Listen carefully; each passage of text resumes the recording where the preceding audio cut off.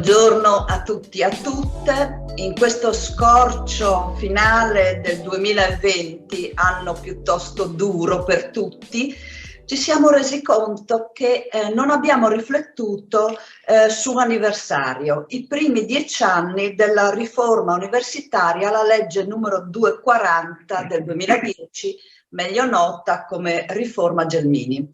E allora, come Università di Udine, abbiamo pensato di attivare un convegno nazionale per riflettere sul grande cambiamento che sta avvenendo in questo momento, cioè come sta cambiando l'insegnamento e l'attività degli studenti all'università in questo contesto pandemico.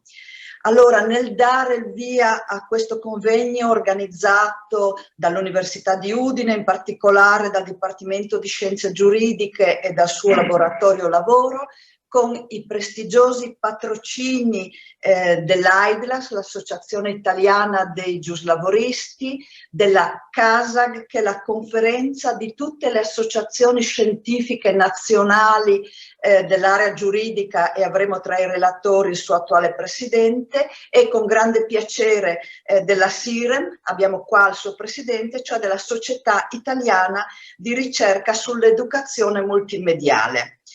E permettetemi anche di ringraziare subito il comitato organizzatore, i professori in ordine alfabetico, Francesco Bilotta, Anna Di Pace e la professoressa Anna Zilli. Grazie per il prezioso aiuto e per avermi anche spinto a organizzare questa iniziativa.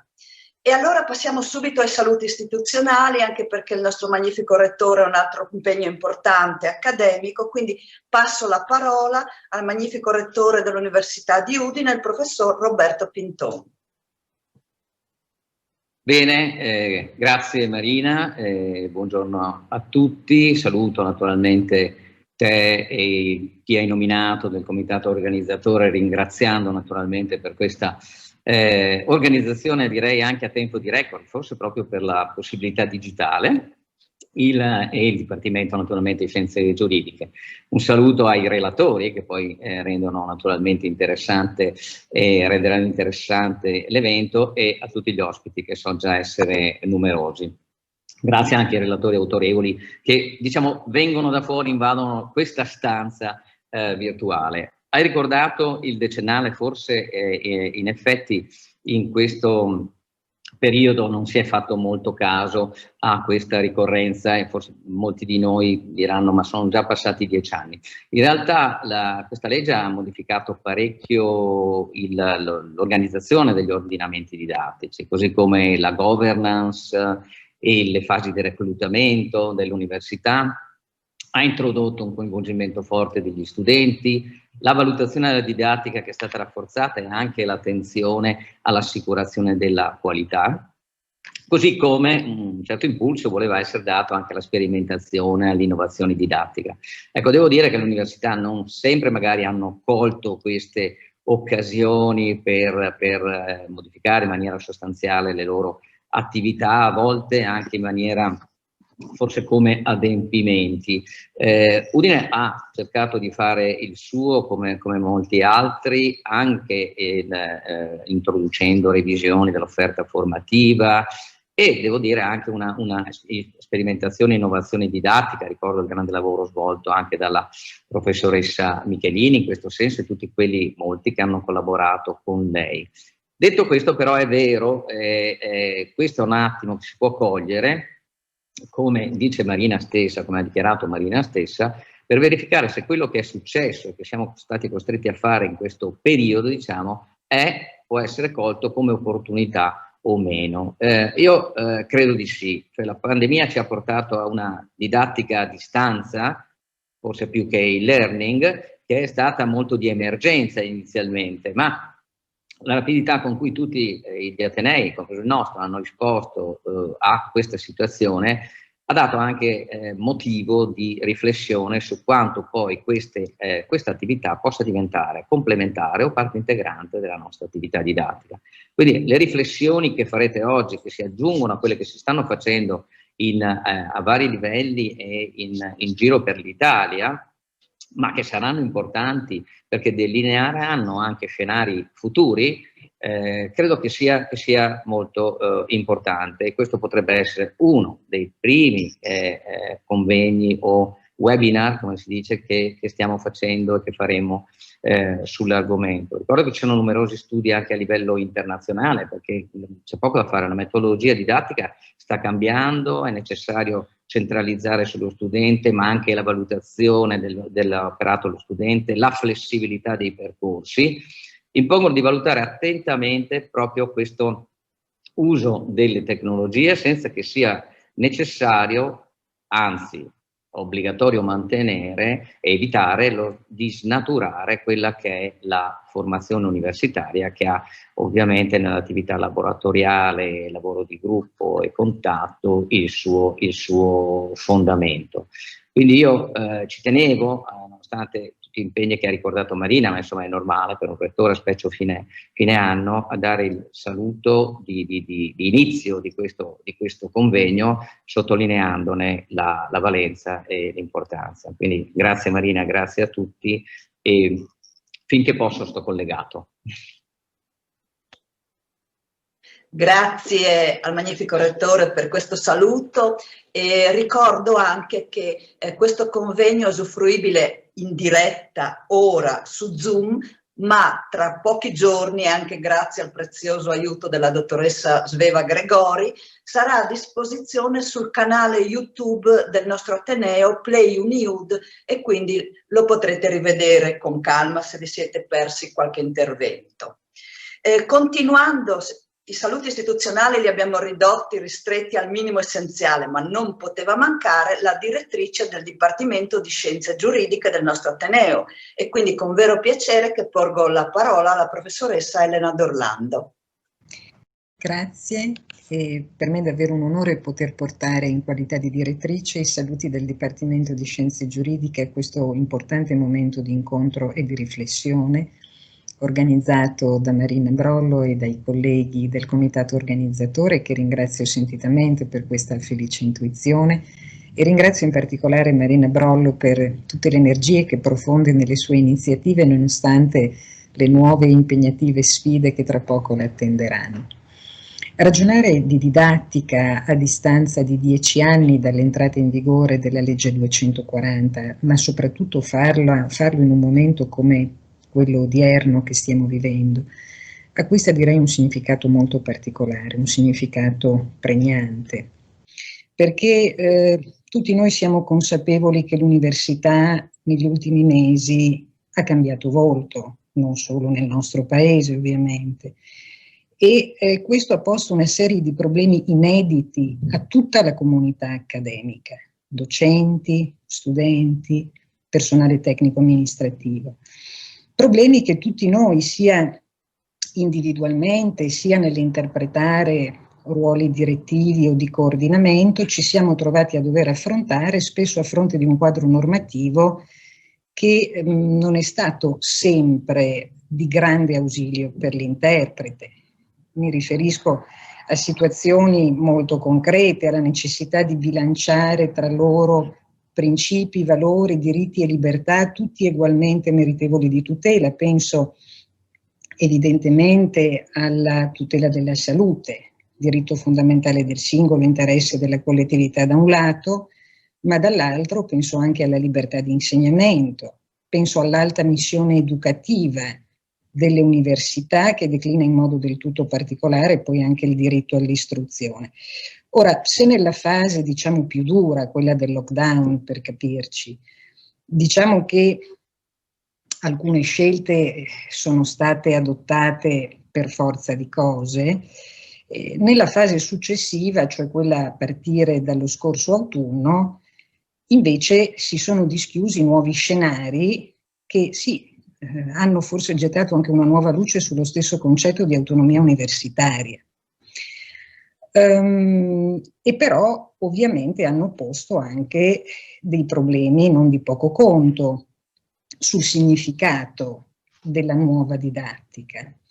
Didattica che definisco per brevità didattica digitale, ne accenno solo ad alcuni Possiamo noi ritenere soddisfacente, per esempio, una didattica digitale sincrona, anche se il nostro contatto con gli studenti è molto compresso, anche se gli stessi contenuti della didattica in un certo qual modo vengono in qualche modo compromessi, magari per paura di una videoregistrazione dell'attività didattica e di un uso poi magari distorto da parte degli utenti.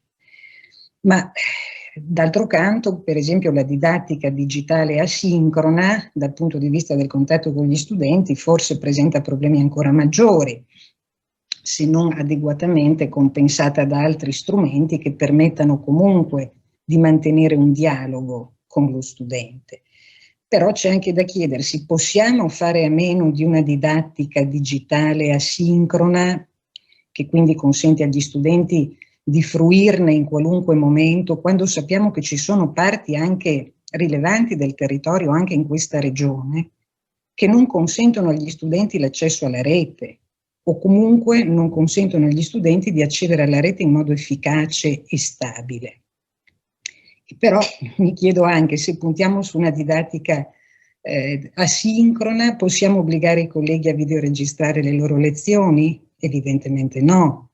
Quindi diciamo ci sono dei punti di frizione, direi, rispetto ai quali l'interprete attualmente, oltre ad avvalersi del proprio buon senso, non ha strumenti che gli consentano, diciamo, di agire a rime obbligate.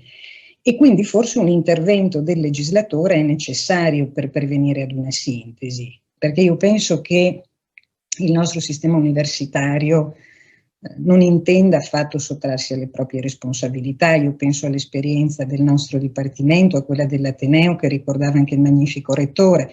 Cioè noi in questo periodo, come si suol dire, siamo stati sul pezzo e non ho motivo di dubitare che lo stesso sia accaduto in tutti gli altri atenei italiani. Però per poter affrontare al meglio queste responsabilità ritengo che una riflessione da parte del legislatore basata su una sensibilità rispetto ai mutamenti di contesto che sono avvenuti e che stanno avvenendo sia opportuna.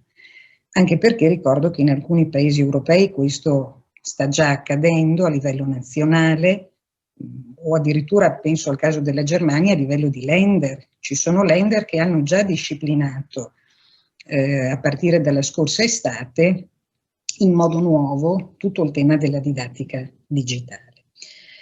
Quindi mi permetto, ecco, di sottoporre alla vostra attenzione questi spunti che derivano un po' anche dalla mia esperienza sul campo e che sono sicura che gli autorevoli relatori sapranno adeguatamente valorizzare. Ringrazio quindi ancora Marina, i suoi collaboratori per questa bella iniziativa ed auguro a tutti un buon lavoro. Grazie Elena per questo stimolante contributo, tra l'altro probabilmente molte risposte alle tue domande ce le fornirà il professor Ricci, che si è sempre occupato del nostro statuto come professori universitari, quindi rinvio alla sua importante relazione. Allora, noi questi 10 anni dopo la riforma universitaria abbiamo discusso molto sul cosa insegnare, quando, in quale momento della formazione degli studenti, mentre ora siamo costretti a fare i conti sul come insegnare, ed è un problema trasversale, è una cosa che tiene assieme tutti i saperi. Però, come al solito, per riflettere sulle innovazioni, sui cambiamenti, è importante ricordare quali sono le nostre radici, da dove veniamo. E quindi è con grande piacere che do la parola al professor Franco Carinci, dicendo solo 2 parole di presentazione, se mi permette, più che altro per i nostri studenti. È già stato ha ricoperto diverse cariche accademiche e istituzionali, è stato presidente della nostra associazione scientifica, vicepresidente dell'Associazione Mondiale, è stato coordinatore del gruppo di lavoro sulla riforma della pubblica amministrazione assieme al professor D'Antona, e poi tanti altri impegni anche nel sociale, come presidente del Comitato Italia-Cile, come vice sindaco di Bologna.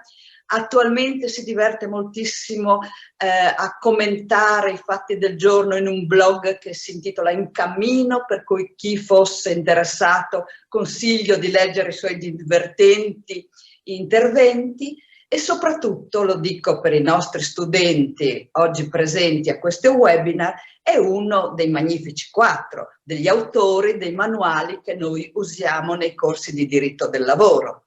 Quindi è con grande piacere che do la parola al professor Carinci, che appunto ci ricorderà questo passaggio da come eravamo a come vogliamo diventare, quindi dalla lezione al webinar.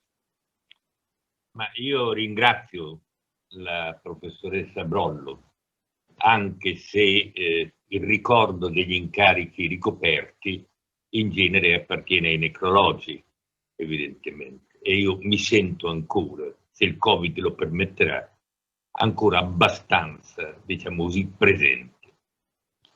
Chi avrebbe potuto parlare della cosiddetta lezione frontale, come si diceva una volta, con una espressione evocatrice di una scena di guerra, con a mezzo fra la cattedra e la prima fila dei banchi, in una sorta di terra di nessuno.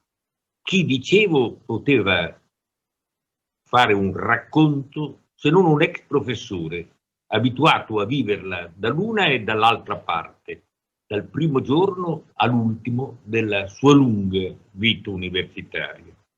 Da studente ho frequentato i corsi, affollando le aule grondanti glorie passate della sede centrale dell'Università Bolognese, che già a fatica contenevano le poche decine di iscritti di allora.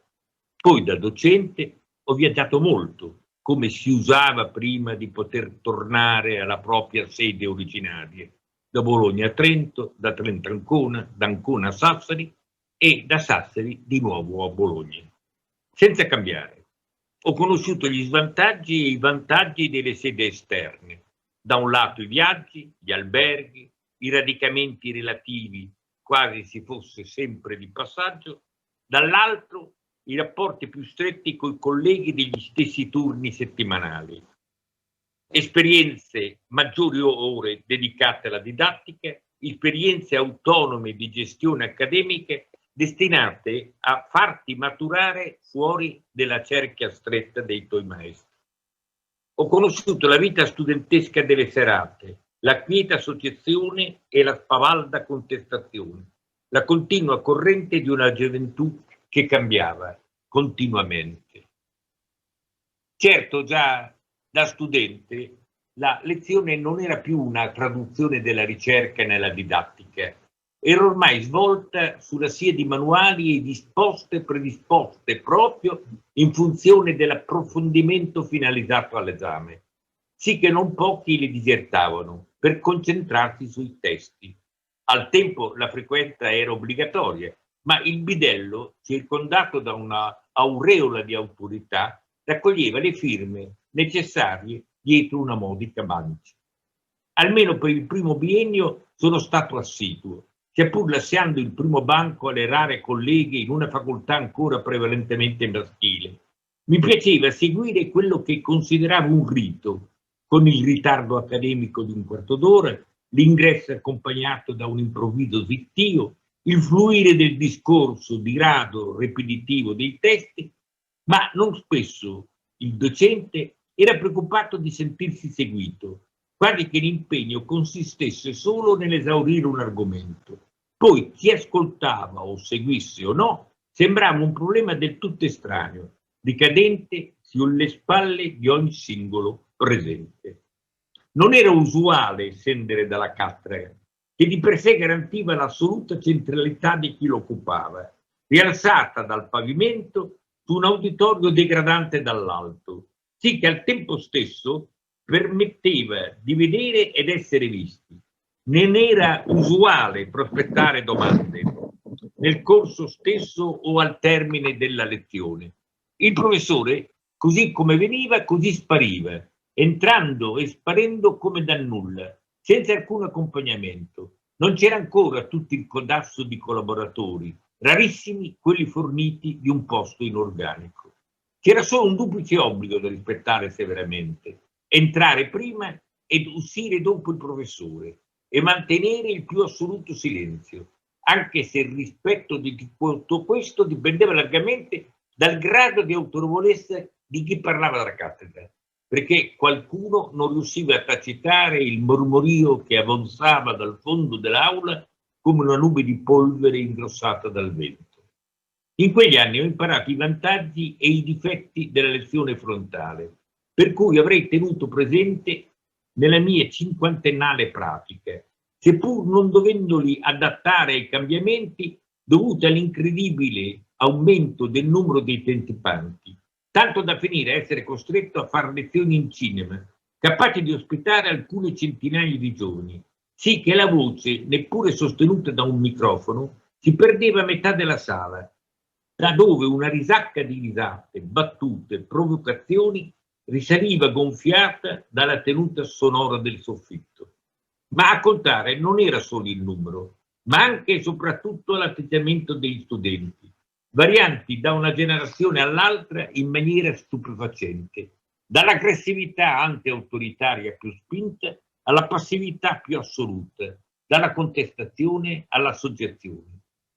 La lezione frontale si è sempre rivelata come una relazione di forza fra il docente e il suo uditorio, fosse silente o gridata, quasi come un attore recitante di fronte al suo pubblico, non fisico ovviamente, ma psicologico, contando sul credito acquistato col suo sapere, senza mai brandirlo come un dato acquisito, una volta per tutte, assoluto e incondizionato, resistendo pesantemente al tentativo di non problematizzarlo, ma di privarlo del suo spessore storico, facendone un prodotto messo a punto in un lungo corso di tempo. Ecco, a me è servito sempre, da modesto artigiano del diritto, sia nello scrivere che nell'insegnare, privilegiare lo sviluppo di un istituto, cercando di individuare l'esistenza o meno di un filo rosso che servisse a caratterizzarlo, rispetto a cui le varianti andavano lette nella loro portata congiunturale. Bisognava concentrarsi sul dato positivo con un metodo rigoroso, sempre però aperto al dubbio. Mi è stato da ausilio un convincimento che il diritto non è una geometria euclidea che permetta di chiudere la soluzione di un problema con un CVD, come volevasi dimostrare, sì che la certezza interpretata in maniera assoluta lo condannerebbe ad una sorta di imbalsamazione. Vive di una sua vita, in simbiosi con la realtà, nasce e rinasce continuamente, sì che possiamo avere il senso del fine del suo moto, provando e riprovando di passo.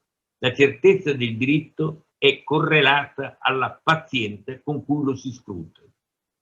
Ho sempre guardato con una punta di scetticismo le università telematiche che concedevano cattedre a colleghi che non riuscivano a trovarne altrove, ma mi sono costretto a guardare qualche lezione online, qualcosa che nonostante lo sforzo del docente procurava un senso di freddo isolamento, come se uno parlasse solo a se stesso, con un pubblico invisibile fino a riuscire inesistente. Ecco quello che mancava, quel rapporto con chi ti ascolta, capace di farti seguire seguito, anche se tieni gli occhi chiusi, come un pianista che suona senza guardare i tasti, trovandoli istintivamente sotto le sue dita. Se ogni volta non riesci a incuriosire te stesso, come puoi pretendere di rendere curioso il tuo pubblico? Per questo non devi seguire pedissequamente il manuale, che offre un completo panorama del programma, ma di per sé non vi spiega neppure come leggerlo. All'esame capita di vedere dei testi segnati e risegnati più volte, come se a ricalcare le righe fin quasi a stracciare la pagina sia la miglior maniera di mandarla a memoria.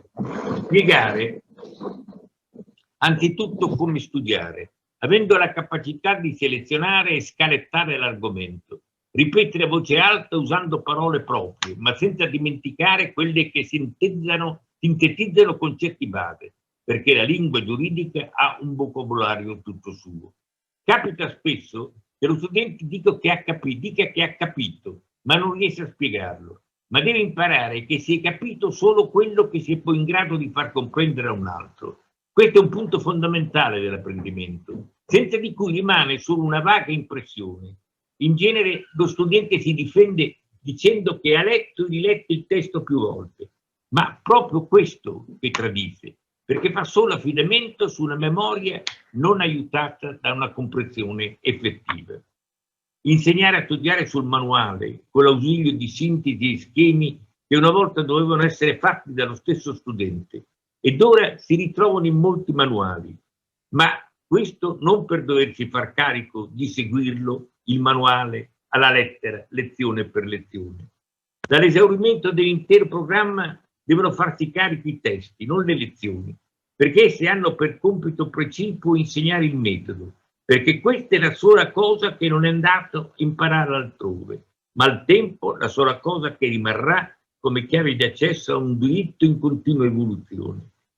In questa logica fondamentale è fondamentale far apprendere l'uso delle fonti di ricognizione del diritto, legislazione, giurisprudenza, una volta cartacee, reperibili con non poca fatica nelle biblioteche, oggi facilmente accessibili nelle banche dati, ma con l'abitudine a dare la priorità a un dialogo diretto e non intermediato con le norme, perché rimane fondamentale l'acquisizione di un occhio diagnostico simile a quello di un medico, che già al primo approccio, dal colore del viso, dal respiro, dall'andamento del passo, coltiva un primo imprinting. C'è dell'altro nella lezione frontale, che comunque non dovrebbe coinvolgere più di un centinaio di persone. Per contro un certo numero perde il calore di una comunità che si riscalda, lezione dopo lezione, con un processo di socializzazione che si prolunga anche al di fuori, creando collaborazioni nello studio, amicizie, relazioni sentimentali, dando un'identità a quelli che frequentano un certo anno del corso, nel nome del docente, destinata questa identità a volte a sopravvivere negli anni. Ma il processo di identificazione richiede un'interfaccia con la platea, col porre domande ancor più che attivarle, perché è riscontrabile una notevole resistenza a esporsi in faccia ai colleghi. Ma se il professore le pone, scegliendo chi sarebbe tenuto a rispondere, per poi far slittare la domanda rimasta senza risposta su qualche altro, attiva una capacità fondamentale per molti sbocchi di lavoro centrati sulla capacità di parlare in pubblico. Non secondaria è l'assegnazione di paper, perché c'è una crescente tendenza a dimenticare sintassi e ortografia, creando una sorta di competizione facendo leggere il lavoro migliore di chi l'ha steso, favorendo l'apporto individuale rispetto a quello di gruppo, per mia esperienza troppo spesso utilizzato a copertura della pigra inerzia di alcuni componenti. Ricordo al riguardo un episodio personale che dice non poco sul mio carattere. Frequentavo nel secondo anno diritto del lavoro tenuto da Tito Carnacini, il processualista che ha fondato la scuola bolognese di diritto del lavoro. Questi, una volta tornati in aula col fatto di paper, non più di qualche decina, pronunciò ad alta voce il mio nome, chiedendomi di andare a leggere il mio scritto. Rimasi basito nel risalire il corridoio fra le due file di banchi, farfugliai ad alta voce che non poteva essere, essendo il compito completamente sbagliato, con una reprimenda dello stesso Carnacini. Ma a tutt'oggi io sono rimasto convinto che avevo ragione. Una volta non era così, ma alla fine della mia esperienza universitaria si è cercato di coniugare i corsi istituzionali a quelli monotematici, spostando i professori più anziani su questi ultimi, riservati agli iscritti, così facendo della lezione frontale qualcosa di diverso, anche dal punto di vista del contesto. Un'aula piccola, preferibilmente con un tavolo centrale, un molto maggiore interscambio fra docenti e discenti, dove riusciva più facile dare tesi più impegnative e selezionare i frequentanti fra i frequentanti, quelli maggiormente dotati e desiderosi di proseguire gli studi attraverso i dottorati. Non mi sono mai nascosto che un docente universitario, privilegiato dal dono incommensurabile di non sentire il trascorrere del tempo bruciargli il mondo d'intorno, perché è sempre a contatto con giovani che si succedono, segnati dai tempi che vivono, Questo professore deve essere in grado di trasmettere non solo dati e meccanismi tecnici, ma anche valori, cosa facilitata dal fatto che questi valori sono iscritti nella nostra Costituzione. Ma anche questi non sono facilmente scorporabili dalla Costituzione, perché intrecciati fra loro si devono permettere soluzioni nette, ma sempre compromissorie. Non si insegna una lingua solo per comunicare, ma per comunicare qualcosa. Certo, la capacità di maneggiare la legge in vista della soluzione di una data questione, ma anche quella di intravedere oltre una tecnica che, confinata in se stessa, può riuscire tremendamente pericolosa, e cioè pensare a un'utopia di una perfetta corrispondenza dei piatti, rappresentata dalla bilancia, la stessa raffigurazione scelta da più di una religione per la computa dei medi e dei meriti del defunto. Noi non siamo in grado mai di assicurare una perfetta corrispondenza fra i piatti della bilancia del diritto. Il diritto è campo aperto al dubbio continuo, che travaglia l'intelligenza, ma al tempo stesso è aperto al decisum, che chiama in causa la volontà. Il fatto è che i giovani tollerano male la settica neutralità, perché possono essere conquistati da una guida che dia loro fiducia. La loro è una ricerca incessante di un referente, che non riescono a trovare né in famiglia né fuori, nella realtà mass mediatica che li confonde e impoverisce. Una guida difficile, perché non deve spingere fino al plagiare, facendo crescere così la loro deresponsabilizzazione, la vera cancrena della società contemporanea.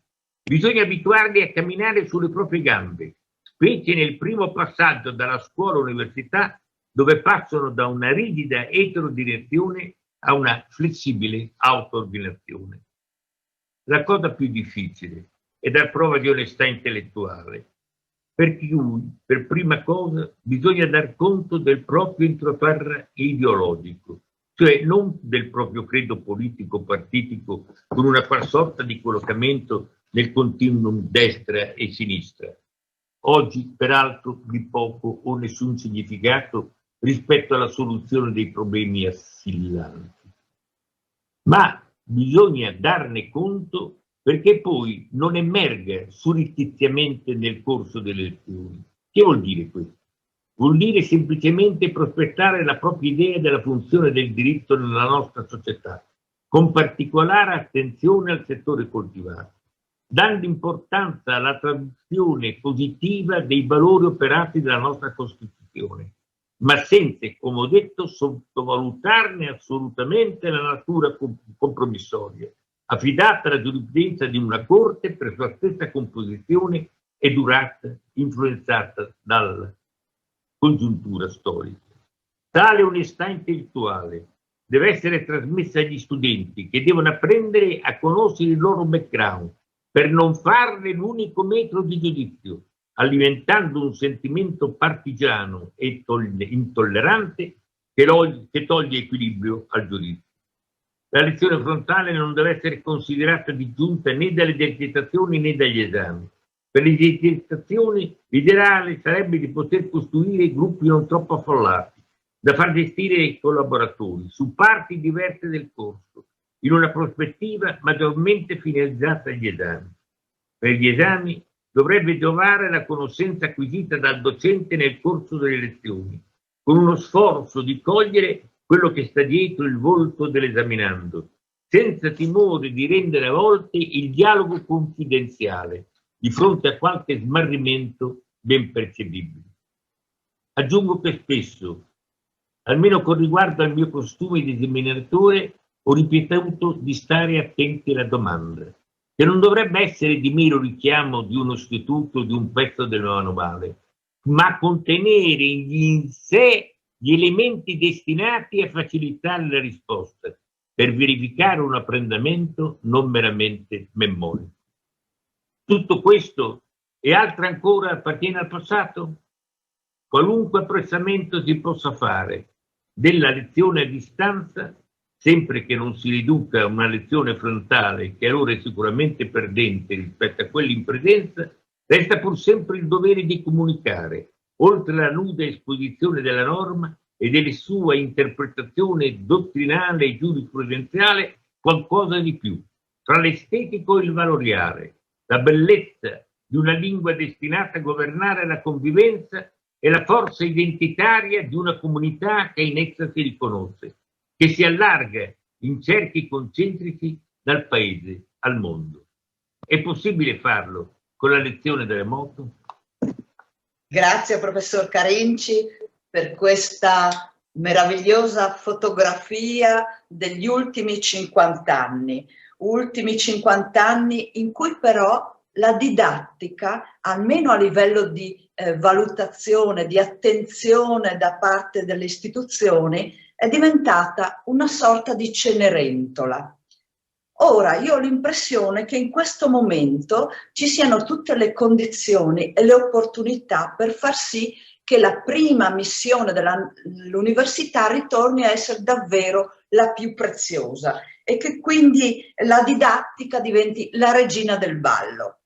Ecco, per verificare quali sono le opportunità, le cautele, le avvertenze da utilizzare per accompagnare questo percorso, procediamo con gli interventi di questo convegno ed è con vero piacere che passo la parola alla professoressa Francesca Zanon del nostro Ateneo che ci introdurrà il tema di insegnare e imparare oggi. Grazie, buongiorno a tutti, io ringrazio Marina, ringrazio tutti gli organizzatori per avermi dato questa opportunità di essere qui con voi e soprattutto, scusatemi, ma ringrazio tantissimo chi mi ha preceduto, il professor Carinci, al quale chiedo se posso utilizzare le sue parole quando inizio il mio corso di didattica generale con le matricole di formazione primaria, perché riprendere alcune delle frasi che lei ha detto oggi potrebbe in qualche modo aiutarmi molto con i futuri insegnanti di scuola primaria e di scuola dell'infanzia. Mi è piaciuto soprattutto il paragone col pianista, no? Che non suona senza guardare i tasti e dunque gli chiedo proprio, violando il copyright, se posso utilizzare alcune sue frasi che sono veramente incisive e potrebbero essere in qualche modo far scattare qualche cosa negli studenti di formazione primaria. Io poi li prendo al primo anno quando sono matricole, così si può dire, e dunque speriamo, no, di poter in qualche modo insegnare loro a vedere la didattica, a vedere l'insegnamento in modo diverso. Quando la professoressa Brollo mi ha fatto questo invito, anche con la collega Zilli, ho pensato molto a cosa potevo aggiungere io, poi vedendo anche i relatori che c'erano oggi qui presenti, il professore Voltelli, cosa potevo aggiungere io di diverso da quello che avrebbero potuto dire poi gli altri. E ho deciso, adesso condivido le slide, così ho fatto un paio di slide giusto per visualizzare meglio il mio processo di pensiero. Ho riflettuto su cosa potevo aggiungere io a quello che verrà detto oggi e soprattutto ho pensato e ho così confortato questo mio pensiero anche sentendo l'intervento del rettore, l'intervento della direttrice di dipartimento, di non fare un intervento su cosa è successo quest'anno, su come la didattica è cambiata quest'anno. Quest'anno è vero, c'è stato un ripensamento perché la pandemia, l'emergenza sanitaria ci ha portato per forza a ripensare.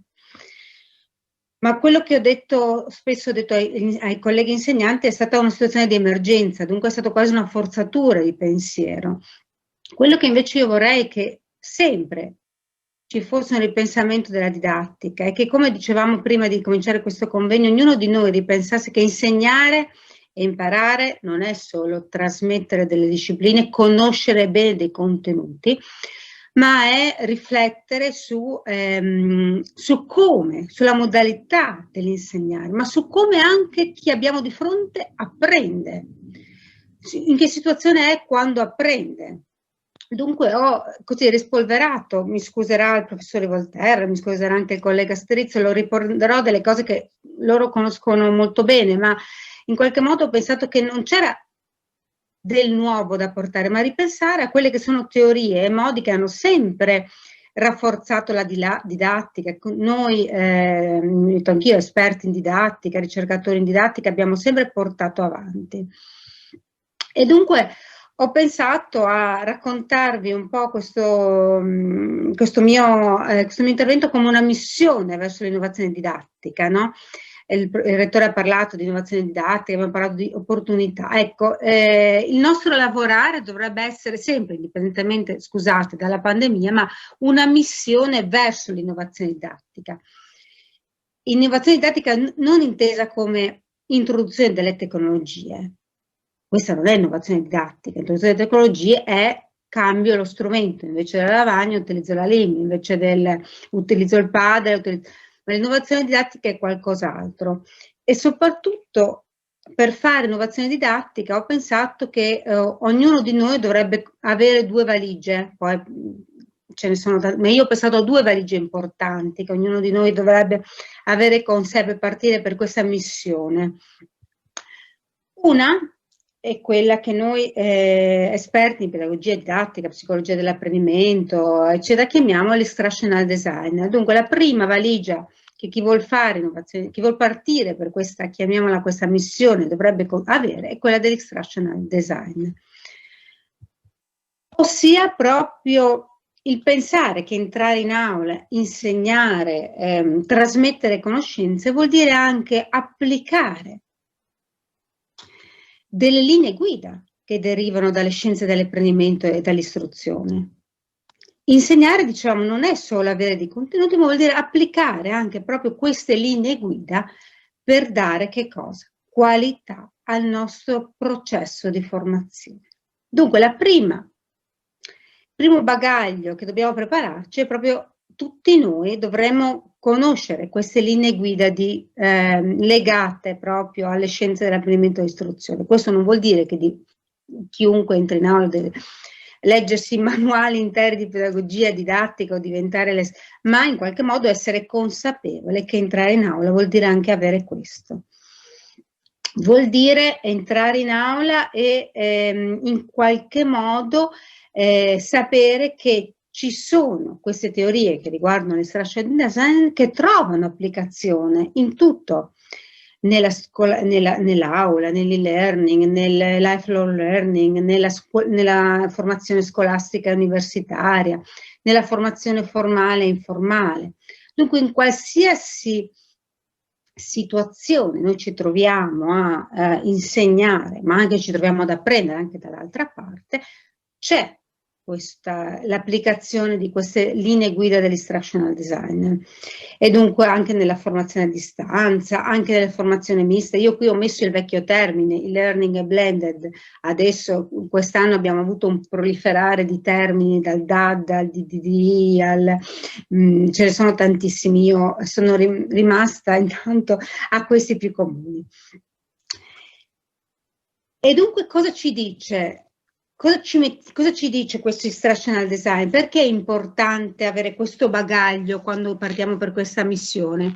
Perché la prima cosa che ci dice è che noi possiamo apprendere, dunque quando insegniamo dobbiamo saperlo, possiamo apprendere cose diverse, ma possiamo apprendere a livelli diversi, ma possiamo apprendere anche in modi diversi. Ossia, quando apprendiamo conoscenze, ma non solo conoscenze. Stiamo attenti, noi apprendiamo anche compiti, capacità, ma anche abilità, atteggiamenti. E li apprendiamo a livelli diversi, cioè, lo diceva prima anche chi mi ha preceduto, apprendiamo per ricordare, per comprendere, per usare. Ma quando apprendiamo ci troviamo anche a livello di novizio, di esperto, non è sempre l'esperto chi si trova al di là, chiamiamolo con un termine della cattedra, ma l'esperto potrebbe essere anche chi è in situazione nei banchi, no? Tante volte, soprattutto io faccio formazione insegnanti, dunque molto spesso mi trovo in una situazione in cui non sempre sono l'esperto io, ma chiedo ai miei insegnanti, voi che tutti i giorni siete in aula, voi che tutti i giorni lavorate con i bambini, con i ragazzi, insegnate anche a me qualcosa che sono o adesso purtroppo, essendo diventata professoressa universitaria, entro poco in aula, no? C'entravo a scuola quando ero all'inizio della mia formazione, adesso non, e dunque mi metto nell'ottica proprio che sono loro gli esperti e io a volte il novizio. Ma dicevamo si può apprendere anche in modi diversi. Ce l'ha insegnato, ce lo insegna la didattica, la pedagogia, che abbiamo il professore Voltella che è l'esperto, ha creato modi, metodologie, modi. Dunque noi apprendiamo in modi diversi, per ricezione, per scoperta, apprendiamo da soli, apprendiamo in gruppi, apprendiamo in presenza e in distanza. Dunque di tutto questo noi dobbiamo esserne consapevoli quando apriamo quella porta e entriamo in aula. Dunque dobbiamo tenere conto di che cosa? Questa valigia dell'instructional design deve avere tutto questo che vediamo qui davanti, questo schema un po' complicato, ma in realtà era per farvi capire quante cose ci sono in quella valigia, no? In quella valigia, la prima valigia che vi ho fatto vedere, dentro ci deve essere tutto quello che noi possiamo sapere sulla caratteristica degli studenti che abbiamo davanti. Tutto quello che noi possiamo sapere sulle condizioni di apprendimento, tutto quello che possiamo ragionare sui criteri di valutazione, sui materiali didattici che abbiamo. Dunque, vedete qui addirittura il contenuto non l'ho neanche messo. Noi in quella valigia dobbiamo mettere tutti questi aspetti. Sì, siamo esperti di una disciplina, di un contenuto, ma dobbiamo anche avere ben presente tutti questi aspetti. Tutte quelle motivazioni di quegli studenti, le conoscenze iniziali, le abilità cognitive. Io lo so che all'università non è che come a scuola possiamo, perché ne abbiamo, se va bene, 150, 200 davanti, ma in alcuni casi anche superiamo le migliaia di studenti, dunque non è possibile, però dobbiamo in qualche modo almeno aver ben presente che stiamo parlando, non lo so, a studenti che stanno per affrontare una determinata situazione, che sono matricole, che sono al quarto anno, che sono... E dunque avere ben presente che quello che io insegno agli studenti del primo anno non può essere lo stesso di quello che io insegno agli studenti del quarto anno, e non solo come contenuti, ma anche come modalità. Devo avere ben chiaro i criteri di valutazione, no? Io qui non ho, qui bisogna fare un altro intervento, un altro convegno solo sulla valutazione, perché apre effettivamente problematiche e così modi di riflettere infiniti. Apro una parentesi, scusate, molto personale, ma io in questi giorni vivo, siccome ormai la casa è diventata luogo di apprendimento in tutte le sue stanze, condivido il mio lavoro con mia figlia che sta facendo il liceo, il primo anno di liceo, e dunque è in modalità a distanza. E io spero che lei in questo momento non mi senta, ma rabbrividisco sulle modalità di valutazione, no? Cioè test fatti a distanza, scelta multipla, senza la possibilità di ritornare e riflettere. Perché? Perché siamo a distanza, dobbiamo stare attenti che non copino, dunque veramente non c'è riflessione sul criterio di valutazione, non c'è riflessione sul fatto che non importa se non copiano, ma cosa dobbiamo andare a vedere. E dunque l'importanza di riflettere su questo instructional design, che su tutto il contesto formativo, sulle condizioni di apprendimento, quali sono le condizioni in quel momento, qual è il tempo che hanno, quali sono i metodi didattici che ho messo a disposizione, quali sono i materiali che ho dato loro a disposizione. Dunque l'instructional design, questa prima valigia, è un processo su cui devo riflettere e a cui io attraverso questo instructional design io rispondo ad alcune domande prima di entrare in aula. Chi sono gli studenti? Quale risultato mi attendo da loro? Come devo favorire il loro apprendimento? Come valuto i risultati ottenuti? Quali strumenti ho a disposizione? Come facilito la collaborazione? E poi anche come utilizzo le tecnologie, soprattutto in questa situazione di formazione a distanza, ma anche in aula, le tecnologie come le utilizzo? come programmo le attività. Dunque, fare instructional design vuol dire porsi tutte queste domande prima di entrare in aula. Dunque è proprio un processo dove io devo ragionare sulle conoscenze, le capacità e sul contenuto della formazione. Vuol dire proprio fare un'analisi di quello che vado a fare in aula, tenendo conto di tutti gli aspetti che vi ho appena illustrato. Ma non basta la valigia dell'instructional design per entrare in aula oggi, per entrare in aula attualmente, al di là del 2020, io devo avere un'altra valigia, che è quella che chiamiamo dell'instructional science, ossia quella che, le teorie che mi permettono di capire come le persone apprendono e come l'istruzione può favorire l'apprendimento. Dunque non solo devo avere bene in mente tutte quelle che sono le teorie che mi permettono di disegnare la mia lezione non è lezione pensata a qualsiasi tipo di lezione, di quell'instructional design, ma anche tutte quelle teorie didattiche, pedagogiche, psicologiche che mi permettono di capire come i ragazzi, gli studenti, gli adulti che ho davanti apprendono. Qui si vanno a scomodare delle teorie che non sono recentissime ma sono importanti, no? Due teorie molto pratiche, due teorie che ci fanno capire effettivamente come lo studente apprende, che sono la teoria del carico cognitivo e la teoria cognitivo-affettiva dell'apprendimento multimediale. Sono due teorie che sono, io ho preso queste, ce ne sono tante altre, ma per farvi un po', per capire più o meno cosa mettere dentro queste due valigie.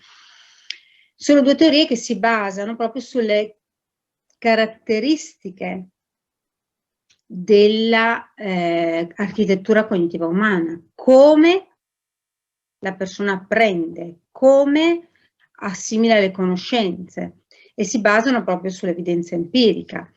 Si applicano ad ogni tipo di studente, di contenuto, e ci danno per quelle scelte proprio delle linee guida che ci permettono di capire come migliorare l'apprendimento. Dunque sono teorie che ci permettono di capire come rendere, ecco un'altra parola importante, una parola chiave, un apprendimento efficiente, dove si apprende meglio, ma anche, perché no, anche più rapidamente, ma non leggete male questo rapidamente, nel senso che cerchiamo di ottenere dei migliori risultati con a volte un minor sforzo mentale, ma anche con un minor tempo, senza per forza occupare troppo, ma non pensate che questo vuol dire apprendo velocemente, ma apprendo effettivamente in modo efficiente. La teoria del carico cognitivo, non mi soffermo, volevo un po' fare una panorama veloce, si basa proprio su alcuni principi, no? Che riguardano come noi possiamo presentare dei contenuti agli studenti e a cosa dobbiamo prestare attenzione quando facciamo lezione. Io qui ho una tabella in cui vi presento i principi della teoria del carico cognitivo. La teoria del carico cognitivo dice che poi si divide, no, tra carico cognitivo intrinseco, estraneo, e dice soprattutto nel carico cognitivo che riguarda il contenuto di quello che noi presentiamo, dobbiamo stare attenti al fatto che quando presentiamo un contenuto non cadiamo in alcuni effetti che possono portare a degli errori. Effetti che io ho visto, errori che ho visto adesso, per quello li ho voluti riportare qua un po', in cui noi spesso siamo caduti, io stessa a volte, quando stiamo siamo arrivati a fare formazione a distanza, quando siamo arrivati a dover fare purtroppo, a volte in modo non corretto, a trasportare una lezione frontale in una piattaforma. Ecco perché li ho riportati qua, siamo caduti a volte in questi errori dove non abbiamo tenuto conto del fatto che la separazione a volte di elementi che devono essere elaborati insieme può provocare un carico cognitivo non necessario al processo di apprendimento. Cioè quando separiamo nelle nostre slide, in quello che noi presentiamo, degli elementi che invece dovrebbero essere elaborati assieme, rischiamo di complicare, no, il processo di apprendimento ai ragazzi. Mi sono resa conto, e lo faccio un mea culpa, a volte l'ho fatto anch'io, no, che a volte non ci siamo resi conto che l'apprendimento peggiora se bisogna elaborare troppe fonti di informazione che hanno lo stesso contenuto, e che a volte gli studenti presentiamo, no, delle informazioni che si riferiscono l'una all'altra e non sono comprensibili isolatamente, e non abbiamo capito che l'apprendimento migliora se una fonte di informazione è presentata in modo visivo e l'altra in modo uditivo. Cioè nella formazione a distanza non abbiamo tenuto conto di quella che è la caratteristica invece delle tecnologie, dell'utilizzare più modalità. Soprattutto ci dimentichiamo che per gli studenti che non sono ancora degli esperti, l'apprendimento è migliore se invece di far loro risolvere dei problemi, cominciamo con degli esempi guidati. Dunque mi pareva importante, anche se mi scuseranno che gli esperti, l'ho semplificato molto, l'ho ridotto, ho tolto alcuni aspetti, presentarvi questi punti perché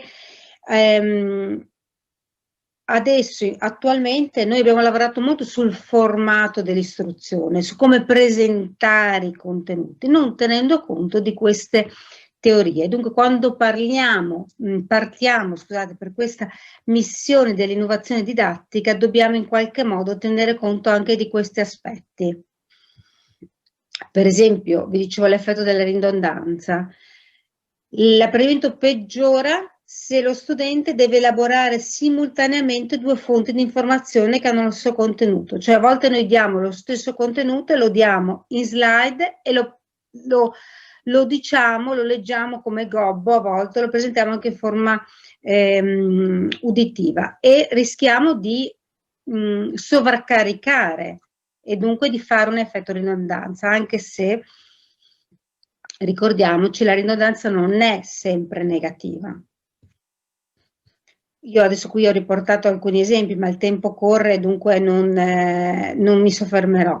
Volevo solo concludere facendovi anche vedere, dicevamo erano due le teorie, no, che riguardano l'extensional science, dunque da una parte il carico cognitivo, dall'altra anche l'apprendimento multimediale, inteso come stare attenti a questi principi, no? Il principio della coerenza, della multimedialità, della contiguità, della ridondanza, della modalità. Le tecnologie ci aiutano molto a dare più canali di comunicazione allo studente, dunque a non soffermarsi solo sul parlato, perché magari quando facciamo la lezione frontale, come ci presentava prima, c'è solo il parlato, ma ci permettono di usufruire di molti canali e dunque di innovare la didattica in questo momento vuol dire tenere conto di tutti questi aspetti. Io qui mi fermo, scusate, auguro a chi voglia affrontare questa missione sull'innovazione didattica di fare un buon viaggio, di tenere conto di questi piccoli consigli che ho dato io oggi, di munirsi di queste due valigie, anche se non devono essere strapiene, però di qualche contenuto, di qualche indicazione sarebbe importante che ci siano in queste valigie, e dunque mi auguro che queste informazioni così brevi che io vi ho dato e questa infarinatura che io ho dato per quanto riguarda proprio l'imparare, l'apprendere oggi, possano farvi scattare qualche idea, qualche voglia poi di approfondire meglio questi aspetti, e vi ringrazio. Grazie alla professoressa Zanon per queste intriganti istruzioni per l'uso, che sono molto utili e che vorrei proporre al Rettore di condividerle nella comunità accademica.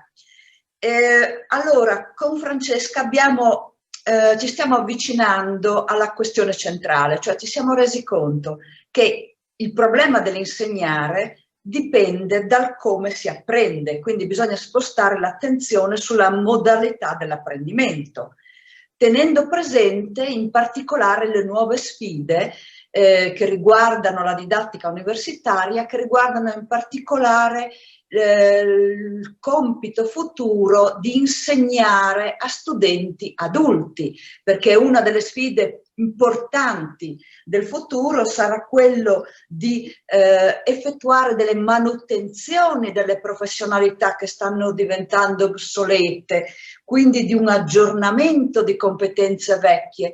Quindi dovremo imparare a insegnare a studenti che sono sempre più adulti, più grandi, ma allo stesso tempo anche gli insegnanti sono sempre più adulti e sono più vecchi, visto che le medie nel nostro paese superano i 50 anni sia all'università sia nella scuola superiore.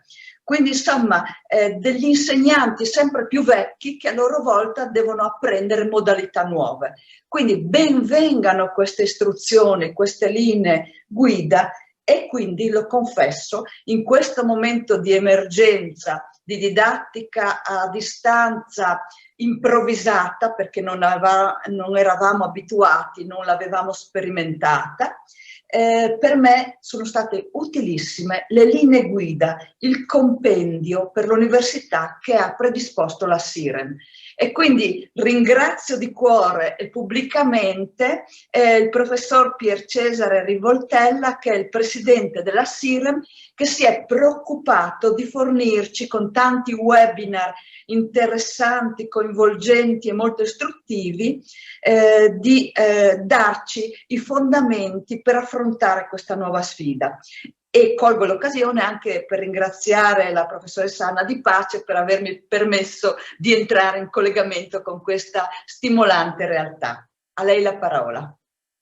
Grazie di cuore alla professoressa Brollo e alla professoressa Zilli per questo invito e buona giornata a tutti.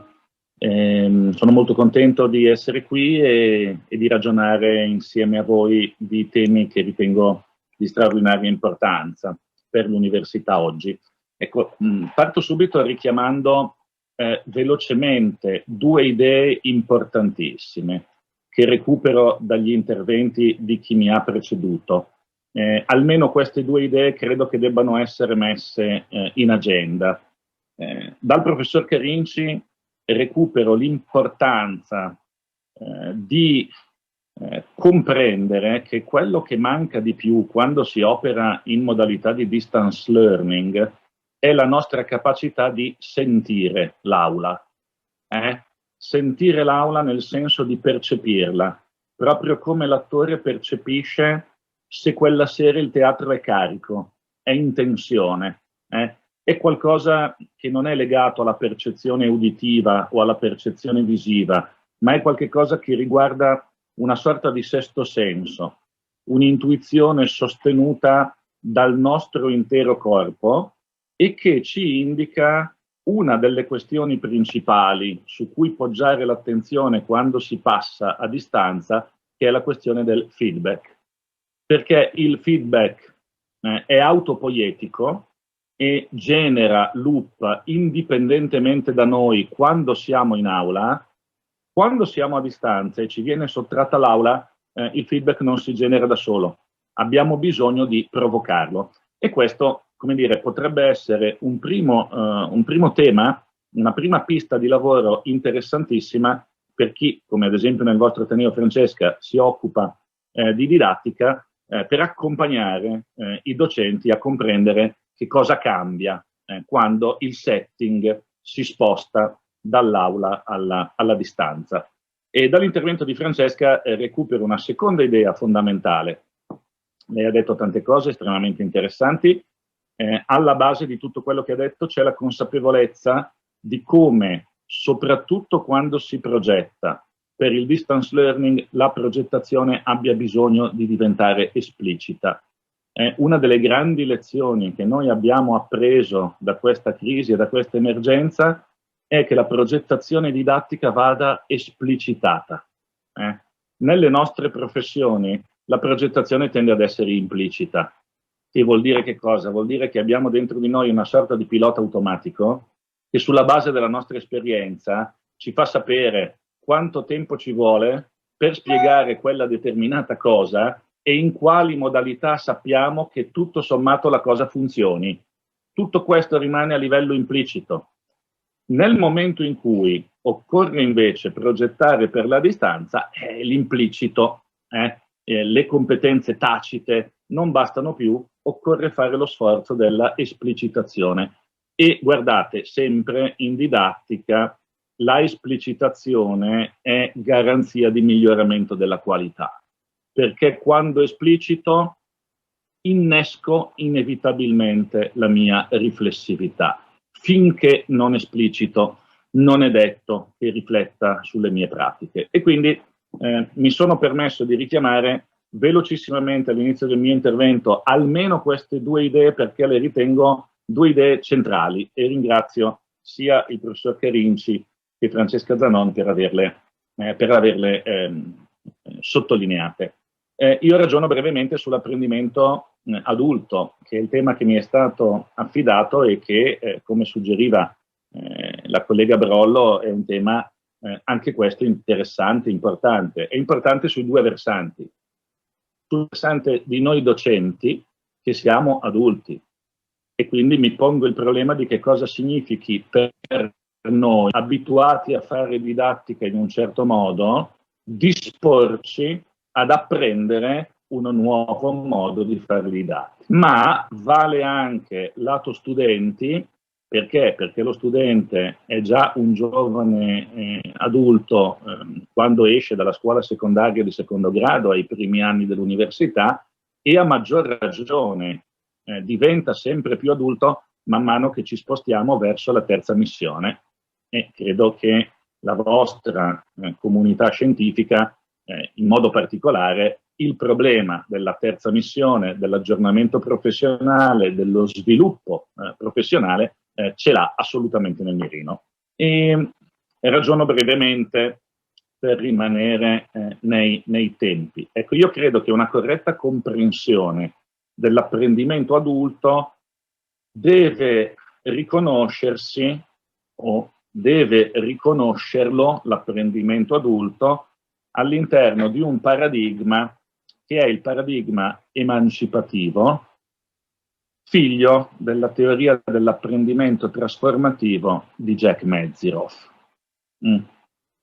E quindi credo che questa teoria di Mezirow e l'idea dell'apprendimento emancipativo siano quel che serve per comprendere come apprende un adulto.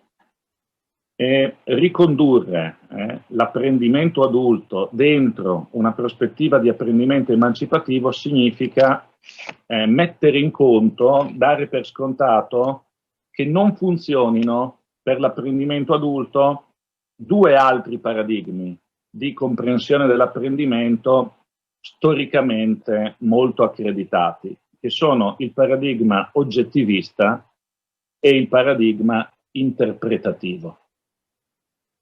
Cosa sostiene il paradigma oggettivista, figlio del razionalismo occidentale? Sostiene che la nostra conoscenza, la nostra acquisizione di nuove conoscenze sia basata sostanzialmente sul rispecchiamento del mondo. Di fronte a noi stanno le cose da apprendere Impararle significa sostanzialmente rispecchiarle.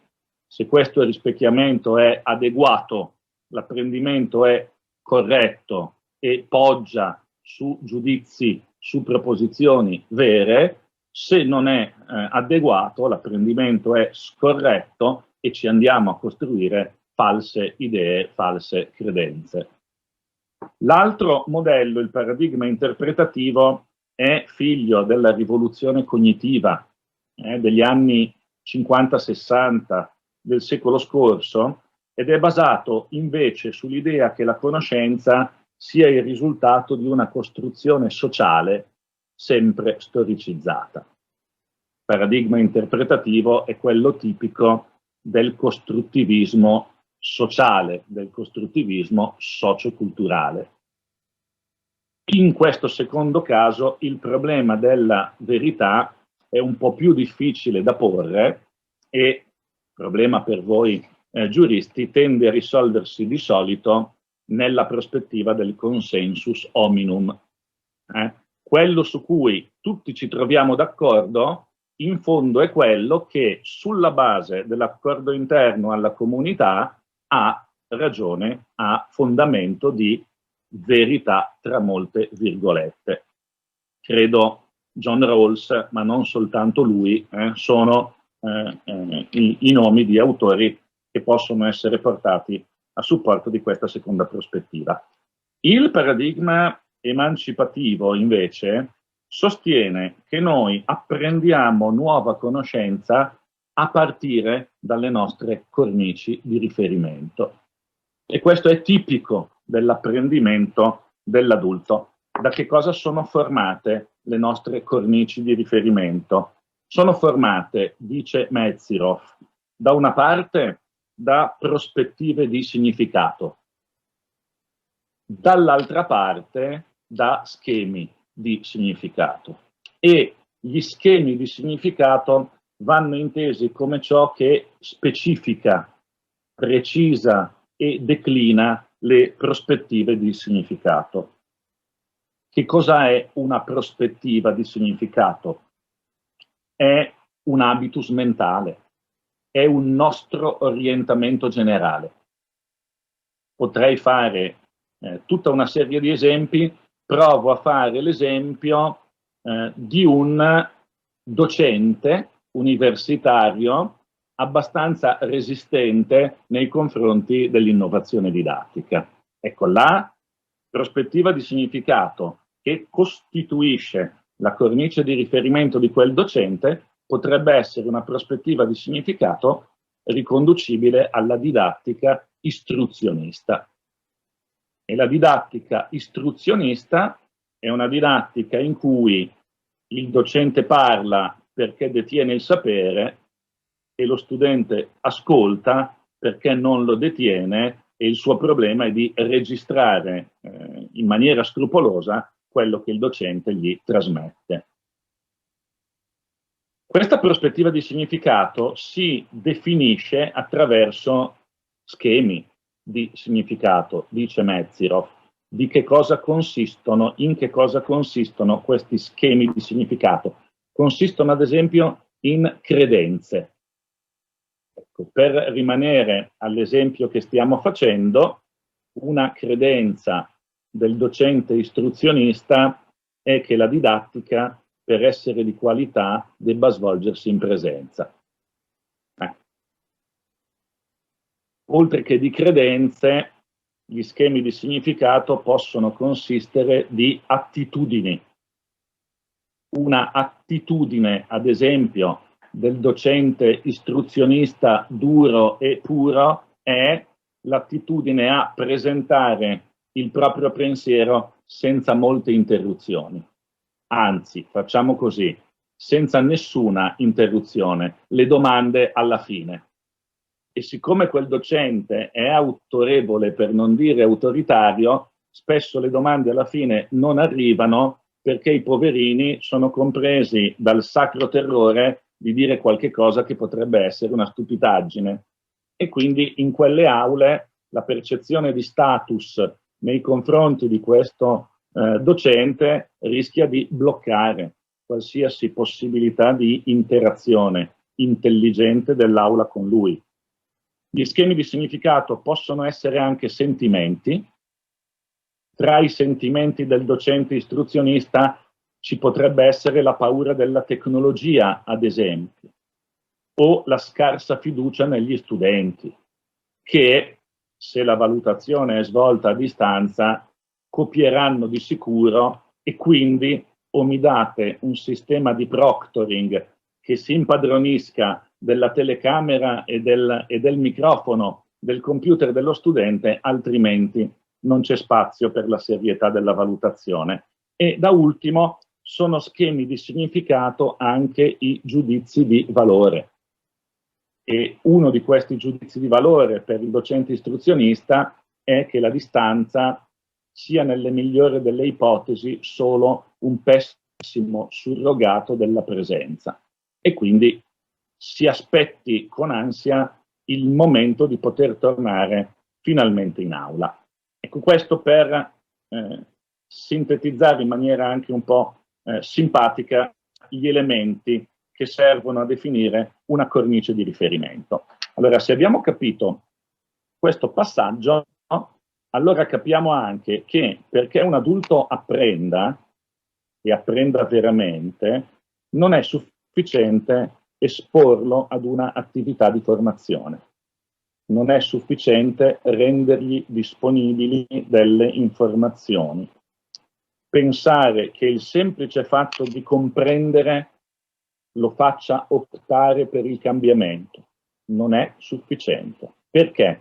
Perché quegli schemi di significato, quelle prospettive di significato si sono consolidate negli anni, e pensare che un'informazione fornita in un'ora di lezione serva a spostare il peso tra i piatti della famosa bilancia rispetto a 20, 25, 40, 50 anni di sedimentazione dell'esperienza, ecco, pensare questo è evidentemente essere un po' ingenui. E che cosa si fa? Cosa si può fare allora per produrre apprendimento e quindi anche sviluppo professionale nell'adulto? Occorre aiutarlo a modificare la sua cornice di riferimento. Questo è il lavoro da fare.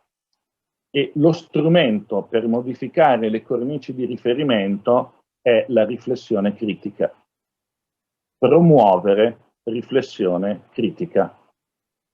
Questo, da una parte, favorisce l'esplicitazione degli assunti su cui la cornice di riferimento poggia. Ricordate, in apertura avevo detto l'importanza di esplicitare per favorire la riflessione. Ecco, far riflettere criticamente significa far esplicitare gli assunti su cui poggiano le mie cornici di riferimento. Se li esplicito, se me li metto davanti, è più facile per me forse metterli in discussione. E dall'altra parte, evidentemente, resta da chiedersi come si possa promuovere riflessione critica. La riflessione critica si promuove attraverso il dialogo razionale, sia con il formatore, sia esso il docente universitario nel caso degli studenti, o il formatore nel caso del docente che si sta attrezzando per fronteggiare il cambiamento. Quindi il dialogo razionale con il formatore e con i colleghi. Questo che cosa suggerisce? Suggerisce che una didattica efficace con gli adulti è una didattica basata sulla metacognizione, è una didattica basata sulla analisi e sulla discussione di casi e di incidenti critici in modo particolare, è una didattica basata sulla collaborazione, sulla cooperazione, sulla condivisione. Non ultimo il reciprocal teaching.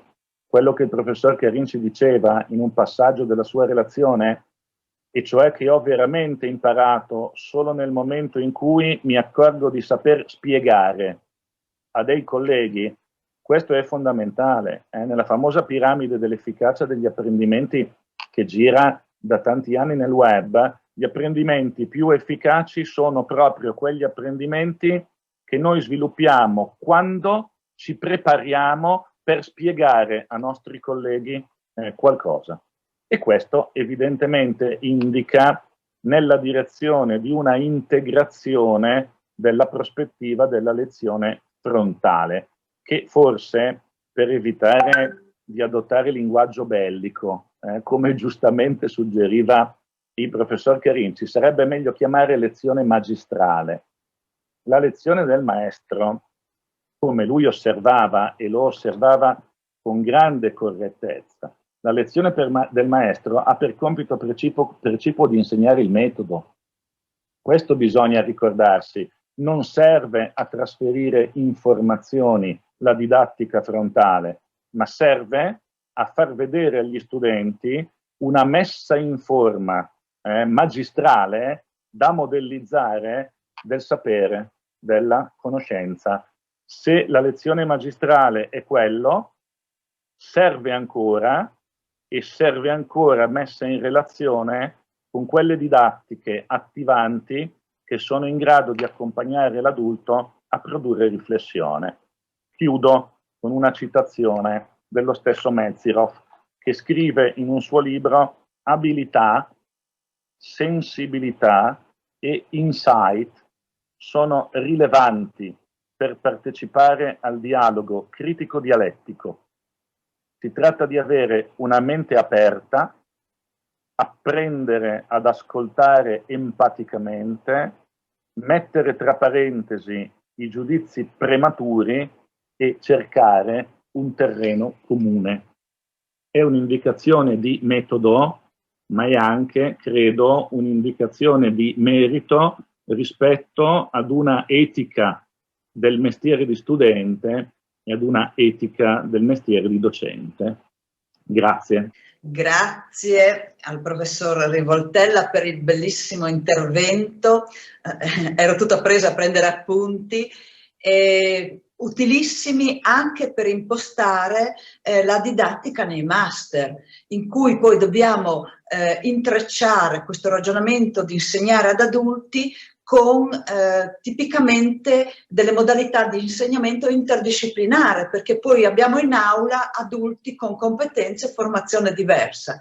Quindi è importantissimo avere le istruzioni per l'uso, e per chi ancora non l'avesse letto mi permetto di fare uno spot pubblicitario consigliando lo studio del libro del professor Rivoltella, in particolare la neurodidattica, insegnare al cervello che apprende, che ci è stato utilissimo per approcciarsi a un tema a noi giuristi del tutto sconosciuto. Ecco, quindi stiamo anche noi sfidando terreni nuovi. A questo punto, tra l'altro segnalando che l'uditorio si è notevolmente implementato, quindi abbiamo sorpassato di molto il centinaio di persone presenti, e addirittura abbiamo anche delle presenze dall'estero, in particolare dalla Spagna, e permettetemi, colgo l'occasione per fare gli auguri a una carissima collega e amica, la professoressa Sara Alcasar, che oggi è il compleanno e passa il suo compleanno ascoltando noi, quindi tanti auguri Sara. Ed è appunto con piacere che do la parola a un altro collega dell'Università di Udine, il professor Nicola Strizzolo, che appunto ci fornirà altre istruzioni su questo salto in avanti che abbiamo fatto con tecnologie che avevamo già a disposizione. C'era una rivoluzione invisibile che non abbiamo utilizzato in passato e che per ragioni di salute e sicurezza siamo stati costretti a farlo brutalmente nell'arco di pochi giorni. Quindi a Nicola la parola sulla didattica universitaria a distanza. Grazie. Grazie veramente dell'invito, Marina, Anna, grazie al vostro dipartimento, al vostro laboratorio, e un grazie speciale per poter intervenire. Un domani posso dire essere stato a un convegno subito dopo Pier Cesare Rivoltella, di cui io confesso ho ancora in ufficio a Gorizia costruttivismo e pragmatica della comunicazione online, socialità e didattica in internet. È stato uno dei testi fondamentali per il mio dottorato in processi comunicativi nella formazione a distanza, e più ovviamente l'approccio pragmatico, perché era in cui si passava dall'approccio virtuale della rete a un approccio pragmatico, poi diventato drammatico potremmo dire, delle arene di conversazione online. È stato veramente il mio paradigma che mi ha condotto nella ricerca poi anche sulla devianza online, la prostituzione online, le droghe online, ma sempre partendo da quel quadro costruttivo, quindi non solo didattica, socializzazione verso altre, in questo caso devianze. Oggi parlerò di quello che è stato per le università, un piccolo magari esempio dalla nostra, ma anche un po' da quello che è avvenuto dello scenario nazionale, almeno che si è presentato. Io ho voluto usare un'immagine d'inizio, l'11 settembre. L'11 settembre è stato un evento non del tutto previsto. Se si vedono, no, le diapositive, immagino, io ho condiviso lo schermo. Ok, quello che Nicholas Taleb chiama cigno nero. Questo che stiamo vivendo è un cigno nero, dà anche l'esempio che se non si fosse reputato un evento altamente improbabile, c'era già l'ingegnere che aveva brevettato la blindatura delle cabine di aereo e la storia sarebbe andata diversamente. Non si è voluto prevedere l'unico evento non prevedibile. E adesso la didattica in presenza, causa la tempesta perfetta che si è venuta a creare in questa pandemia, inclusa quindi anche la comunicazione, ha dovuto affrontare veramente un nuovo cigno nero, e cerchiamo di capire come l'ha fatto. E alla prova, allora, queste un po' purtroppo sono le tempistiche che tutti conosciamo.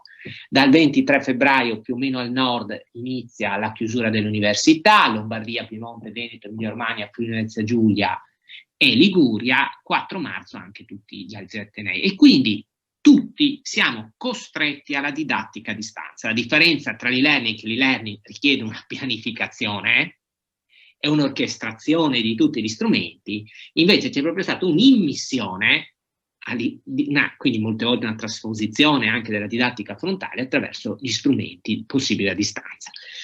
Diciamo, non è stata una reazione convulsa o del tutto impreparata, se è vero anche quanto ci dà il CRUI su un report sullo stato sulla didattica online il 24 marzo, si erano già raggiunti 900.000 studenti e la gran parte degli atenei aveva almeno 2 piattaforme a disposizione. Di fatto si sono aperte delle importanti sfide. Io ho usato diversi articoli, cito questo che è in uscita perché viene riportata anche l'esperienza dell'Università di Udine, e quindi ci tenevo, ma poi parlerò, che lo sconfinare della rete permette anche di sconfinare tranquillamente dalla didattica alla terza missione, vedremo magari anche come. Di fatto le sfide sono state ripensare interamente le attività formative, dover rinegoziare un patto comunicativo con gli studenti, nuove modalità, nuove prassi, nuove etichette, nuovi orari, individuazione delle piattaforme, però scelta, proprio riconducendosi anche a quello che diceva, tante cose ritorneranno, e questo è interessante, a quello che avete detto precedentemente anche Francesca, proprio le modalità più congrue al proprio fabbisogno. E ovviamente accelerare, sono fioriti punti di riflessioni, convegni, tantissime pubblicazioni, sono tantissimi gli articoli 2020 che parlano ovviamente di questo e ovviamente di come si è reagito. Di fatto l'università ha giocato un ruolo importantissimo di mediatrice autorevole e moderna verso le nuove tecnologie, dalle tecnologie verso un pubblico più ampio, ma anche verso il futuro. E di fatto è stato un processo, questo è stato molto interessante, è stato un processo dal basso verso l'alto, perché ci sono state molte forme, come vediamo qui, di, potrei dire improvvisazione, perché non sapevamo di doverlo fare. Quindi alcune università sono ricorse ad esempio anche alla gamification, altre continuavano proprio l'itinere processo di controllo, e vedremo che non avevano torto, perché le ricerche dicono che una delle variabili influenzanti l'achievement, la soddisfazione dei docenti e degli studenti. Addirittura c'era un'università che proponeva la mattina brevi allenamenti sportivi tutte le mattine, quanto mai utile se poi il lockdown è stato costruito. Breve lettura di classici, si è iniziato con le brevi, interessante, perché proprio riporto, tutti dicevano la brevità, quello che è cambiato effettivamente sono poi i tempi anche, e brevi conferenze serali. Di fatto si è dovuto ripensare proprio il senso di appartenenza alla comunità di Ateneo, è diventato così un luogo di formazione in senso più ampio, anche di comunità. La cosa interessante è che la possibilità di apertura dell'aula ha trasformato la lezione in un momento di formazione per tutto il territorio, ma non so, cioè, diciamo, senza la territorialità, perché abbiamo visto in questo momento stanno partecipando anche dall'estero. Quindi la didattica, e una delle ottiche è la fusione, lo sharing della digitale, la convergenza, e anche la terza missione ha potuto fondersi in questo caso con la didattica. Abbiamo costruito un senso, un significato di uno spazio nuovo, abbiamo aperto quindi un uditorio esterno e siamo diventati quindi formativi per la società. Abbiamo potuto creare con questi eventi importanti reti e rinsaldare le reti con istituzioni che hanno dato una mano, sono state parte dell'organizzazione o patrocinatori.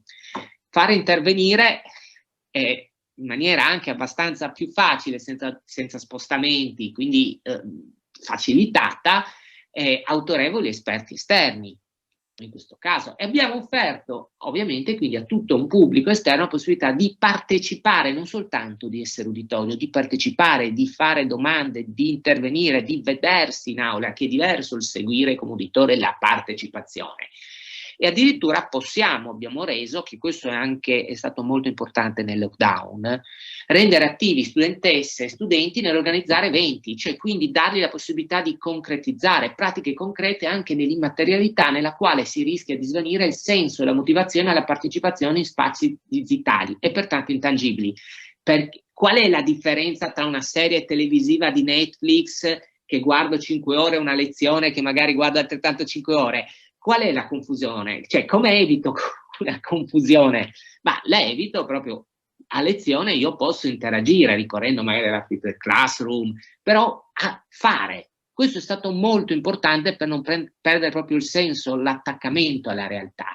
Ovviamente ci sono passi ulteriori da fare partendo da questo, cioè individuare i fattori specifici di contesto. Ci sono ancora purtroppo delle diseguaglianze che impediscono, ostacolano l'uguale fruizione in tutti i posti, quindi passiamo dalla banda larga, passiamo al device in famiglia, passiamo dalle competenze digitali, perché è cambiato. La cosa interessante è che questo ha permesso di cambiare anche l'accesso, quindi nuovi studenti possono accedere, adesso vedremo anche questo.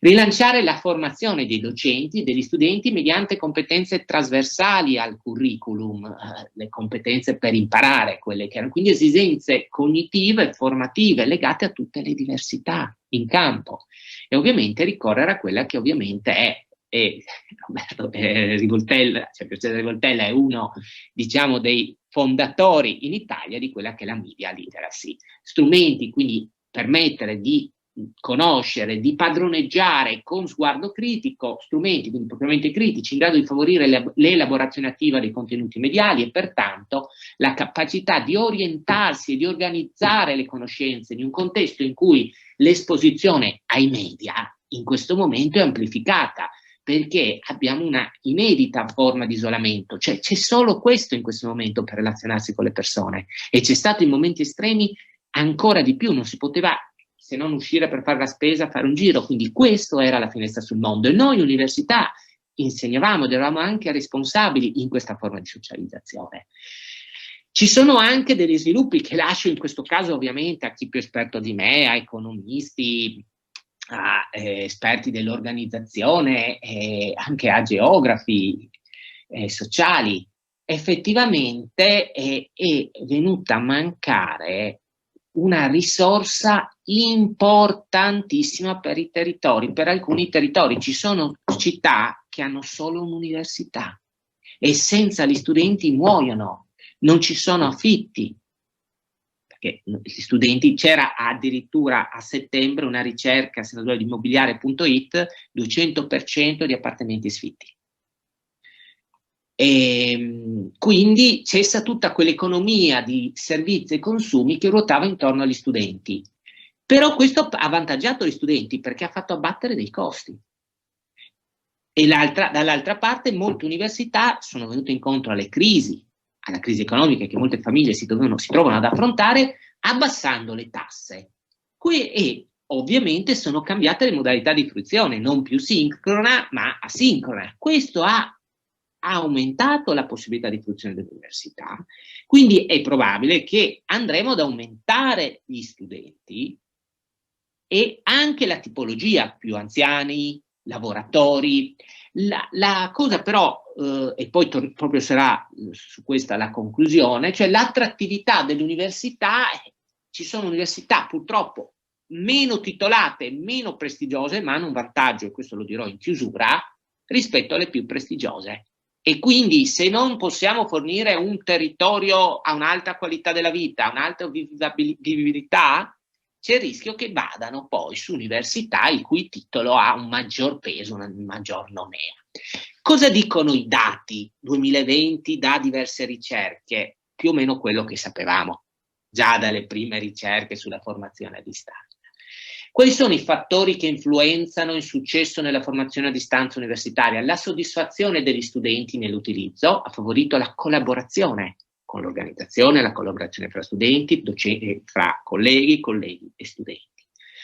La loro esperienza l'ha resa più vivibile, più facile, più fruibile, la collaborazione, come ho detto, tra di loro, le interazioni comunicare e ovviamente l'autonomia. Questo ha prodotto quello che si chiama, che non va tradotto con successo da sociologo anche dell'educazione, achievement, perché non è solo il successo, è una predisposizione, un'ambizione a migliorare, a raggiungere le proprie condizioni raggiungendo un successo. Ovviamente i dati demografici, le studenti, genere, età, condizione occupazionale, possono essere indicatori della disposizione all'utilizzo di piattaforme online. Quindi è importantissimo progettare processi di formazione a distanza con sistemi, non solo una modalità, non solo un punto di accesso, come lo chiamo in inglese, che non so come tradurlo facilmente, però diversi sistemi didattivi alle diverse esigenze, alle competenze e alle abilità. Si è visto che ovviamente quelli che passano più tempo online sono maggiormente predisposti. Ci sono molti punti, diciamo, da approfondire. Quelli che emergevano dalla letteratura, ovviamente alcuni settori, ad esempio quello medico, richiedono l'impiego di un'alta tecnologia per simulare l'esperienza e un team di esperti per gestire hardware e software necessari per quello che è un apprendimento immersivo di determinati settori. L'accessibilità verso le diverse, questo c'è ovviamente Francesca Zanon nel suo team, sono bravissimi, verso le diverse problematiche cognitive, fisiche di sostegno alla disabilità e ovviamente tutti i concetti di inclusività di tutte le varie problematiche anche sociali e economiche. In chiusura, che cosa io mi sento di poter dire?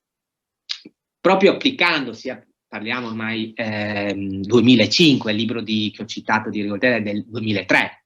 Nel 2005, da un'ampia letteratura internazionale, perché c'erano paesi già all'epoca come l'India, come l'Australia, molto avanti, perché praticamente dovevano fare formazione a distanza, non è Monfalcone Udine, ci sono distanze un po' più dilatate, quindi erano molto avanti. Poi ricerche fatte sull'università terza età, sulle prime esperienze di Udine a relazioni pubbliche online e su un'esperienza del Ministero del Lavoro in cui abbiamo fatto una ricerca all'epoca assieme al professor Tellia. Il fattore umano. La tecnologia non è così importante se non c'è la variabile umana, ciò che fa la vera differenza nella didattica è ancora la variabile umana. Quindi ricerche ed esperienze pregresse di questo come di altri atenei hanno potuto infatti mettere in luce che la vera variabile determinante, l'iniziativa del docente, anche la sperimentazione rustica, artigiana, ma ha avviato il tentativo, il vedere che c'è questa predisposizione, questa disponibilità. Poi alle volte sono gli studenti che ti spiegano, se tu hai la disponibilità a fare, come ha detto Francesca, entro in aula, sono più bravi di me, sì, però se tu hai la voglia di imparare, impari gli studenti e insieme costruisci l'ambiente didattico. Quindi la vera variabile determinante è la soddisfazione del raggiungimento degli obiettivi nelle diverse possibilità tecnologiche è quella umana, la disponibilità al dialogo, all'ascolto e le componenti motivazionali e relazionali nell'affrontare i nuovi scenari di azione offerti dai media digitali. E allora, una volta ancora, questa può essere il nostro asset di università medie o di università piccole, dove c'è una relazione, una possibilità di seguire il studente, lo studente lo percepisce e lo apprezza rispetto a grandi università, dove effettivamente sono ancora un numero. Quindi forse, e questa è la nuova sfida, riusciremo a tradurre questo nuovamente in un vantaggio per università di piccola e media dimensione.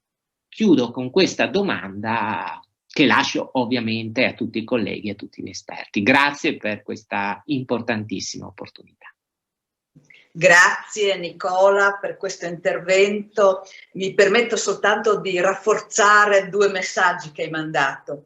Da appena fresca dell'esperienza della delega alla terza missione, confermo pienamente che ci sono tante porzioni della didattica che vanno dentro la terza missione, perché non sono rivolte solo agli studenti, come ad esempio questa iniziativa che non a caso andrà a finire sul canale YouTube di Play Uniud.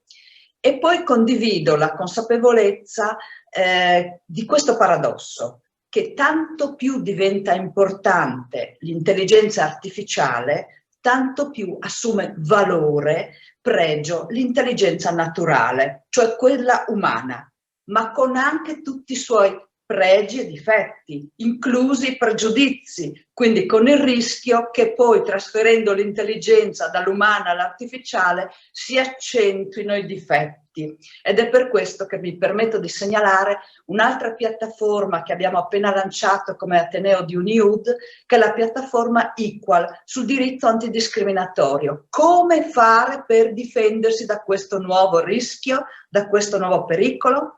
E parlando di piattaforme, è con vero piacere che do la parola al professor Paolo Coppola del nostro Ateneo. Ecco, di Paolo Coppola mi piace solo ricordare che è stato, pur essendo giovanissimo, è stato presidente della commissione parlamentare d'inchiesta sul livello di digitalizzazione e di innovazione nelle pubbliche amministrazioni, e ci ha lasciato un documento preziosissimo che dovremo rispolverare e recuperare in questo momento di opportunità di cambiamento nell'ambito delle pubbliche amministrazioni.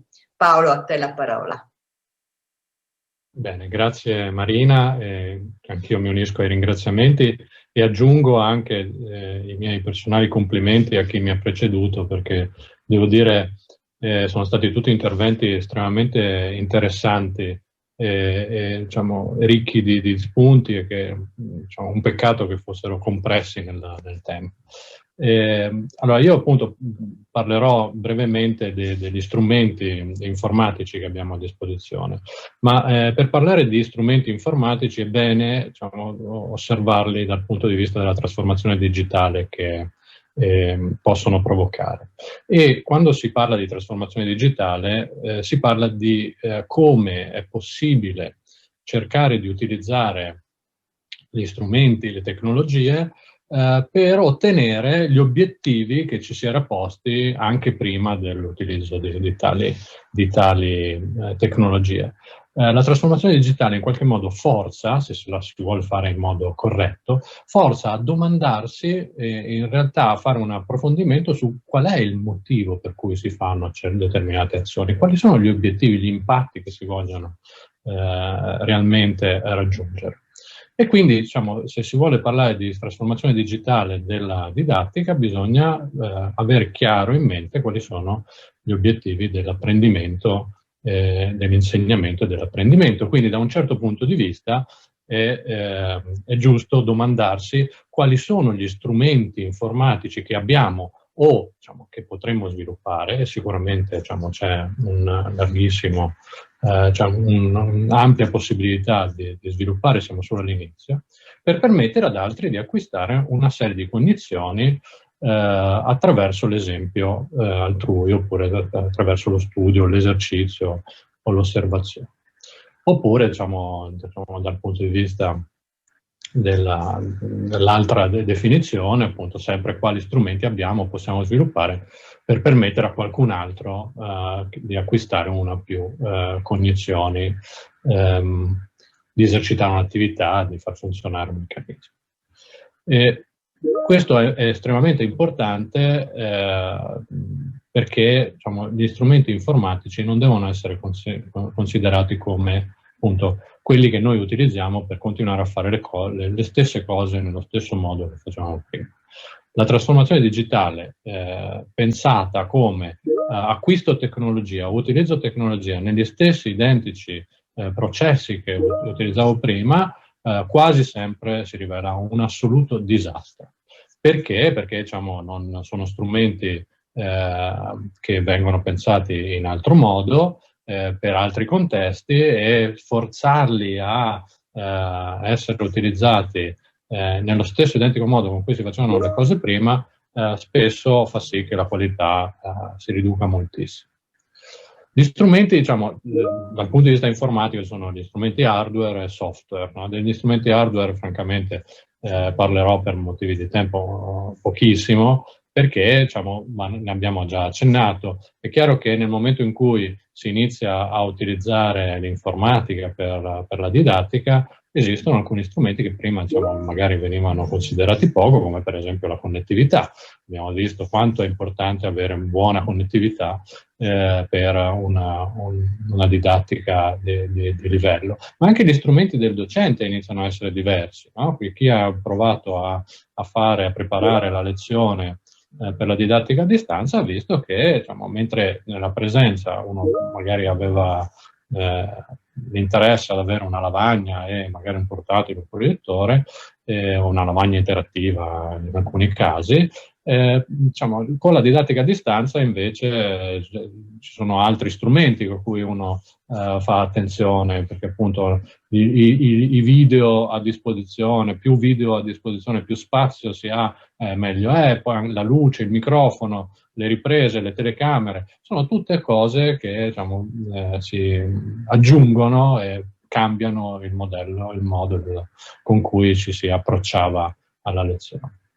Anche da parte degli studenti, chiaramente, insomma, abbiamo visto, soprattutto in questo periodo di pandemia, uno dei problemi grandi è proprio l'aumento di disparità dovuto anche alla differenza di device che hanno a disposizione, oltre alla connettività, ma anche appunto di strumenti veri e propri. Seguire con uno smartphone non è la stessa cosa che seguire su uno schermo da 24 pollici, giusto per fare un esempio banale. Però diciamo, quello su cui vorrei spendere un pochino più di tempo sono gli strumenti software, e gli strumenti software cambiano a seconda di che modalità di didattica si intende portare avanti. E come è stato detto prima di me, appunto c'è tutta la parte di didattica sincrona, un po' quella che stiamo diciamo, non esattamente facendo adesso, però diciamo, ci avviciniamo in questo momento, ovvero la didattica che fa sì che diciamo, chi insegna e chi apprende sono contemporaneamente, nello stesso tempo, collegati in qualche modo, tramite l'intermediazione di uno o più software. E appunto, come è stato detto, abbiamo noi utilizzato e continuiamo a utilizzare molte piattaforme, in realtà non tantissime, perché diciamo, quello che accade è che spesso nei sistemi online si tende all'oligopolio, ovvero è vero che c'è molta facilità teoricamente a cambiare, però diciamo, spesso accade che diciamo, emergono rispetto ad alcune informatizzazioni di processo alcuni campioni e uno o più campioni, e tendono a diciamo, dividersi il mercato. E le piattaforme che abbiamo a disposizione, come ha detto giustamente la professoressa Brollo all'inizio, prima del mio intervento, pongono dei seri problemi, perché sono diciamo, quasi tutte quelle che vengono utilizzate. Io qui me ne ho messe 4, 3, che sono appunto quelle più utilizzate, sono proprietarie, hanno seri problemi, diciamo, di gestione dei dati. Adesso io chiaramente non posso entrare nel merito, però c'è dibattito sulla possibilità di utilizzare queste piattaforme e su cosa bisognerebbe fare per cercare di proteggere i dati che queste piattaforme raccolgono ed elaborano. E poi ce n'è un'altra, quella in basso a destra, forse la meno conosciuta, però è una piattaforma open source che si chiama Jitsi, su cui che viene utilizzata, diciamo, in vari altri software open source per la didattica e non solo. Il punto è che queste piattaforme erano nate non per la didattica, erano nate per un altro scopo. Erano nate soprattutto per i meeting di lavoro in ambito aziendale e sono state velocemente aggiustate e cambiate, e sono tuttora, con il tipico modello del web, della beta permanente, continuamente modificate per cercare di aggiungere e aggiustare funzionalità. E questo, diciamo, è un percorso che molto probabilmente continuerà ad andare avanti. Però ora abbiamo visto, soprattutto all'inizio delle prime esperienze, si è visto che mancavano degli strumenti tipici della didattica. Anche, guardate, lo stesso, si è parlato del feedback, no? Una delle cose tipiche che sono molto diverse rispetto al meeting aziendale, in cui, diciamo, tutti ci si guarda in faccia più o meno intorno a un tavolo di solito, no? E quindi l'inquadratura è più o meno la stessa. La lezione invece, di solito chi segue lezione si sente in presenza, si sente, diciamo, nel mezzo, nel gruppo. Molti tendono a non andare in prima fila, preferiscono stare dietro. Quando si utilizza invece lo strumento pensato per i meeting aziendali nella didattica, questo aspetto del non stare in prima fila non era stato previsto. Finora ancora non è previsto. E allora che cosa è successo? Semplicemente si spegne la telecamera, no? L'utente utilizza lo strumento come preferisce, e quindi, diciamo, non volendo stare in prima fila, non potendo stare in seconda o terza perché non c'è, lo strumento non lo dà, cosa fa? Si mette il cappuccio in testa e non si fa vedere, ovvero chiude la telecamera. Questo non è detto che non cambierà, però sicuramente c'è chi ci sta ragionando. Le piattaforme hanno, diciamo, permesso di, senza troppo sforzo, di portare online quella che è la lezione magistrale. Ho fatto la correzione prima sentendo l'intervento del professor Rivoltella, perché avevo scritto lezione frontale. La lezione magistrale però ci ha fatto vedere, soprattutto fatta online, ci ha fatto provare la differenza fondamentale, quello che hanno, diciamo, probabilmente provato quando si è passati dal teatro alla televisione o al cinema, prima il cinema, poi la televisione. Perché chiaramente, come è stato detto giustamente, mancano tutti i feedback, quelli classici del sentire la platea, che chiaramente quando si insegna è una platea diversa, diciamo, non è quella stessa platea del teatro, però, diciamo, ci sono dei meccanismi, come è stato detto molto bene prima di me, analoghi nel cercare di aggiustare la lezione. E questo passaggio dal teatro alla televisione, diciamo, probabilmente non è stato curato a sufficienza nell'informatizzazione, e ancora, diciamo, ha bisogno di riflessione. Ha bisogno di riflessione soprattutto nel lavoro di preparazione, non è lo stesso lavoro. È chiaro che, diciamo, il discorso che si fa, la didattica in presenza è un'altra cosa, ma certo anche andare a teatro è un'altra cosa rispetto a vederlo in televisione. Il teatro in televisione non è facilissimo da produrre, e chi ha provato a farlo, diciamo, ha avuto delle difficoltà, tant'è che i modelli sono diversi. Nella didattica ancora non è. Però è anche vero che, diciamo, come abbiamo visto, che diciamo, nel passaggio dal teatro al cinema e alla televisione il pubblico è aumentato moltissimo.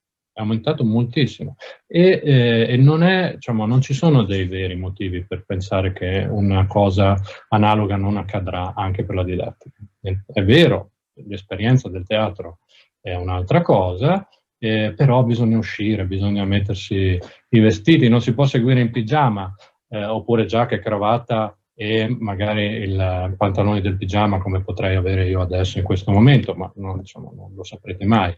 Però diciamo, non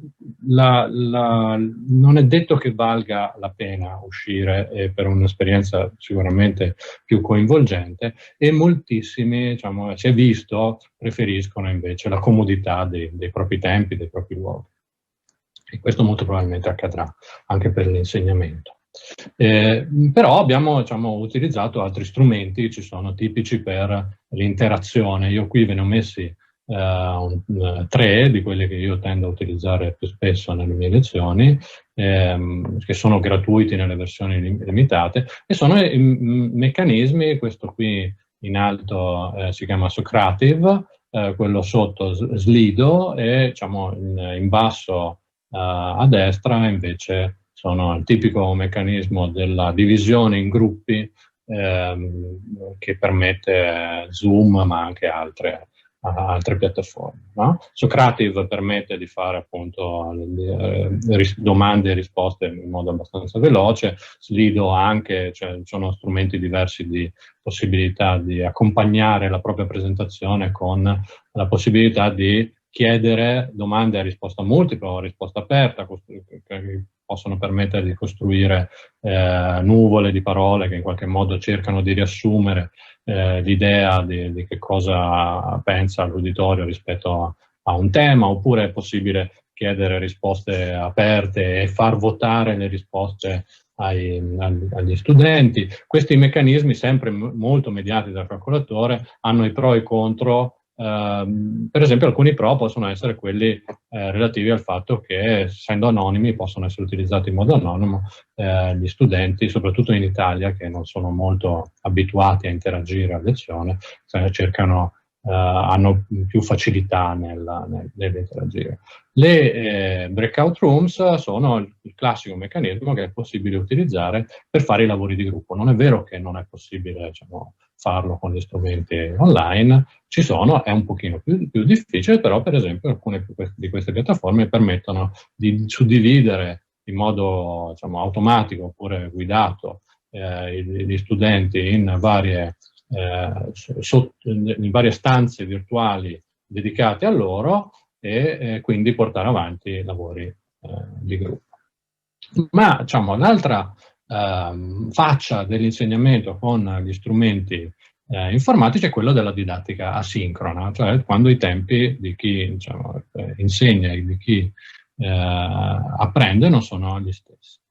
E il primo aspetto di didattica asincrona è quello che può derivare dal fatto di aver registrato la lezione magistrale. No?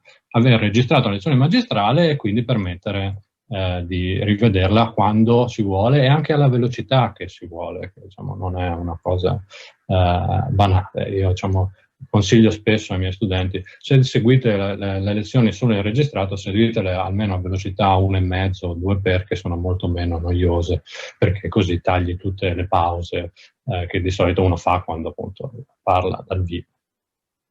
Però, diciamo, attenzione, perché sembra che già ci sono indicazioni che questi meccanismi delle lezioni registrate portino a comportamenti tipici, vengono chiamati binge watching, sono modalità che di solito sono nate con lo streaming, no? Del video on demand, in cui appunto uno, invece di vedersi una puntata dell'episodio a settimana, se riguardava tutte una di seguito all'altra, e sembra che diciamo, alcuni studenti stanno, diciamo, applicando la stessa metodologia alle lezioni registrate prima dell'esame. Cioè, prima dell'esame mi faccio la maratona video delle lezioni e così mi sento preparato. In realtà, diciamo, questo appunto bisogna fare attenzione, perché molto probabilmente appunto questa cosa aiuta a mantenere a breve termine i concetti, poco a imparare, però, diciamo, è una delle cose che viene abilitata dal fatto di avere le lezioni lì a disposizione. Se fai solo videoregistrazione della lezione, mentre invece se ad esempio le inframmezzi con delle domande o delle attività, allora le cose, diciamo, iniziano a essere di tipo diverso. Ma quando si parla di didattica asincrona, dal punto di vista degli strumenti informatici, la domanda che bisogna farsi è, diciamo, rispetto agli scopi iniziali, quali sono le attività che si possono automatizzare? E le attività che si possono automatizzare sono tantissime, sono veramente tante e, diciamo, come dicono gli informatici, scalano con i numeri, cioè riescono, il fatto di poterle automatizzare permette di gestire grandissime quantità di studenti, permette di poter personalizzare le attività sugli studenti, permette di riuscire a fare tantissime cose in più che in presenza e solo con l'utilizzo delle forze umane non sarebbero possibili. E così nascono tutta una serie di piattaforme, da anni chiaramente, questo non solo con di questi tempi, ma diciamo, assumono sempre maggiore importanza, tutte le piattaforme che vanno sotto, diciamo, la sigla del Learning Management Systems, ovvero piattaforme che cercano di gestire il sistema complessivo dell'apprendimento.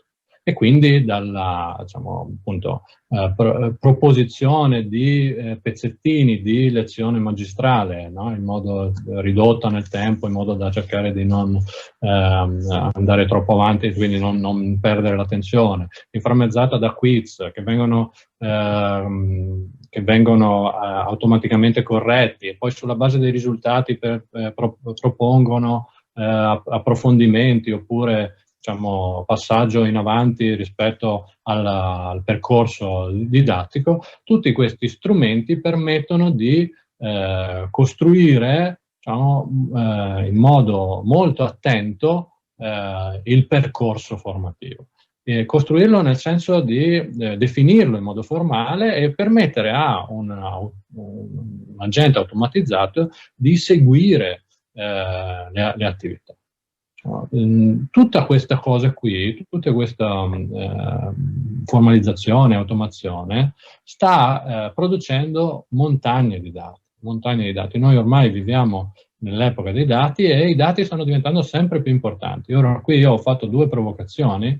Una è, per esempio, la possibilità, si sa che è possibile, diciamo, automatizzare il controllo dello sguardo, no? E quindi, per esempio, si potrebbe fare in modo che diciamo, le piattaforme analizzino come l'uditorio guarda alla lezione e per capire quali parti sono più interessanti o meno interessanti. Per esempio, diciamo, sicuramente, no, spero non sia successo solo a me, però diciamo, a me è capitato più di una volta di vedere alcuni studenti che sbadigliano durante la lezione, che è un buon modo per dirmi, diciamo, molto chiaramente che forse devo fare attenzione a catturare meglio la loro attenzione. Questa cosa magari in modo asincrono, quando la lezione è asincrona, non si può fare, ma si può, per esempio, costruire dei software che analizzano automaticamente quello che sta succedendo di fronte per cercare di capire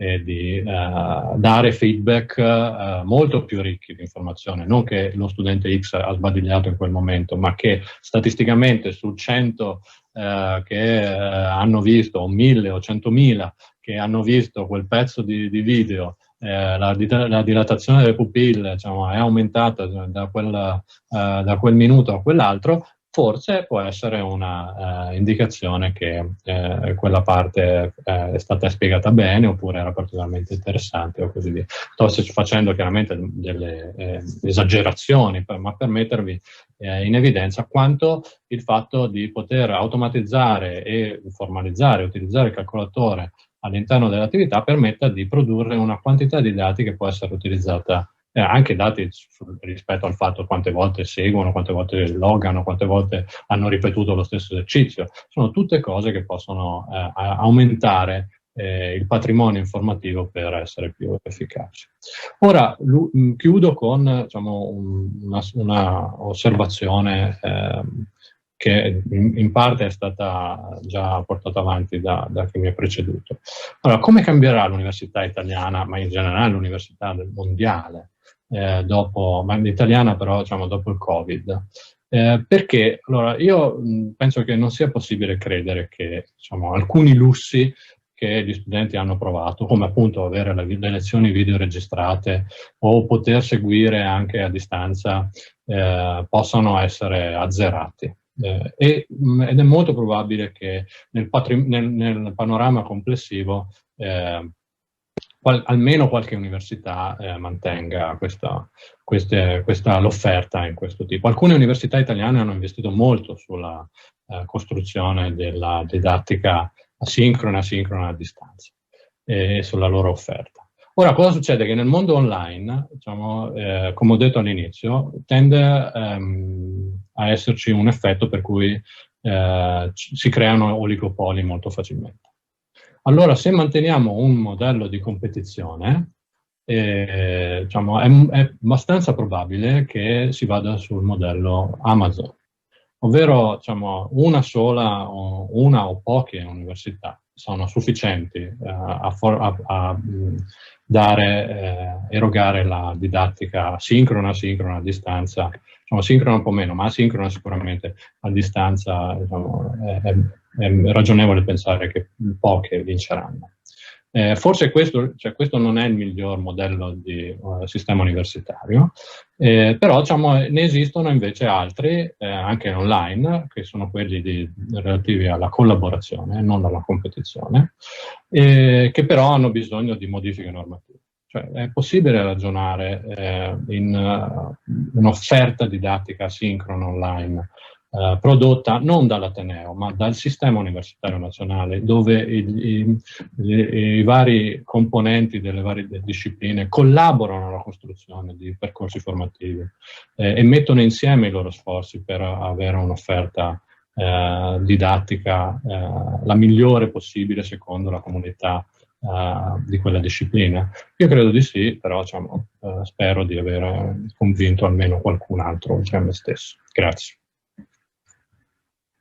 Grazie al professor Coppola per averci portato anche questa ulteriore intrigante sfida che mette in crisi anche il nostro ruolo di docenti universitari. E docenti universitari sono comunque dei lavoratori e quindi permettetemi di introdurre anche la riflessione giuslavoristica, anche perché parliamo in continuazione di smart working o lavoro agile, che poi è un lavoro da casa, e ci rendiamo conto che i docenti, quando fanno ricerca nelle aree che non richiedono laboratori, nelle aree umanistiche, da sempre hanno praticato modalità di ricerca da casa, dall'ufficio, dallo studio, insomma con modalità, sono già abituati a ricercare a distanza.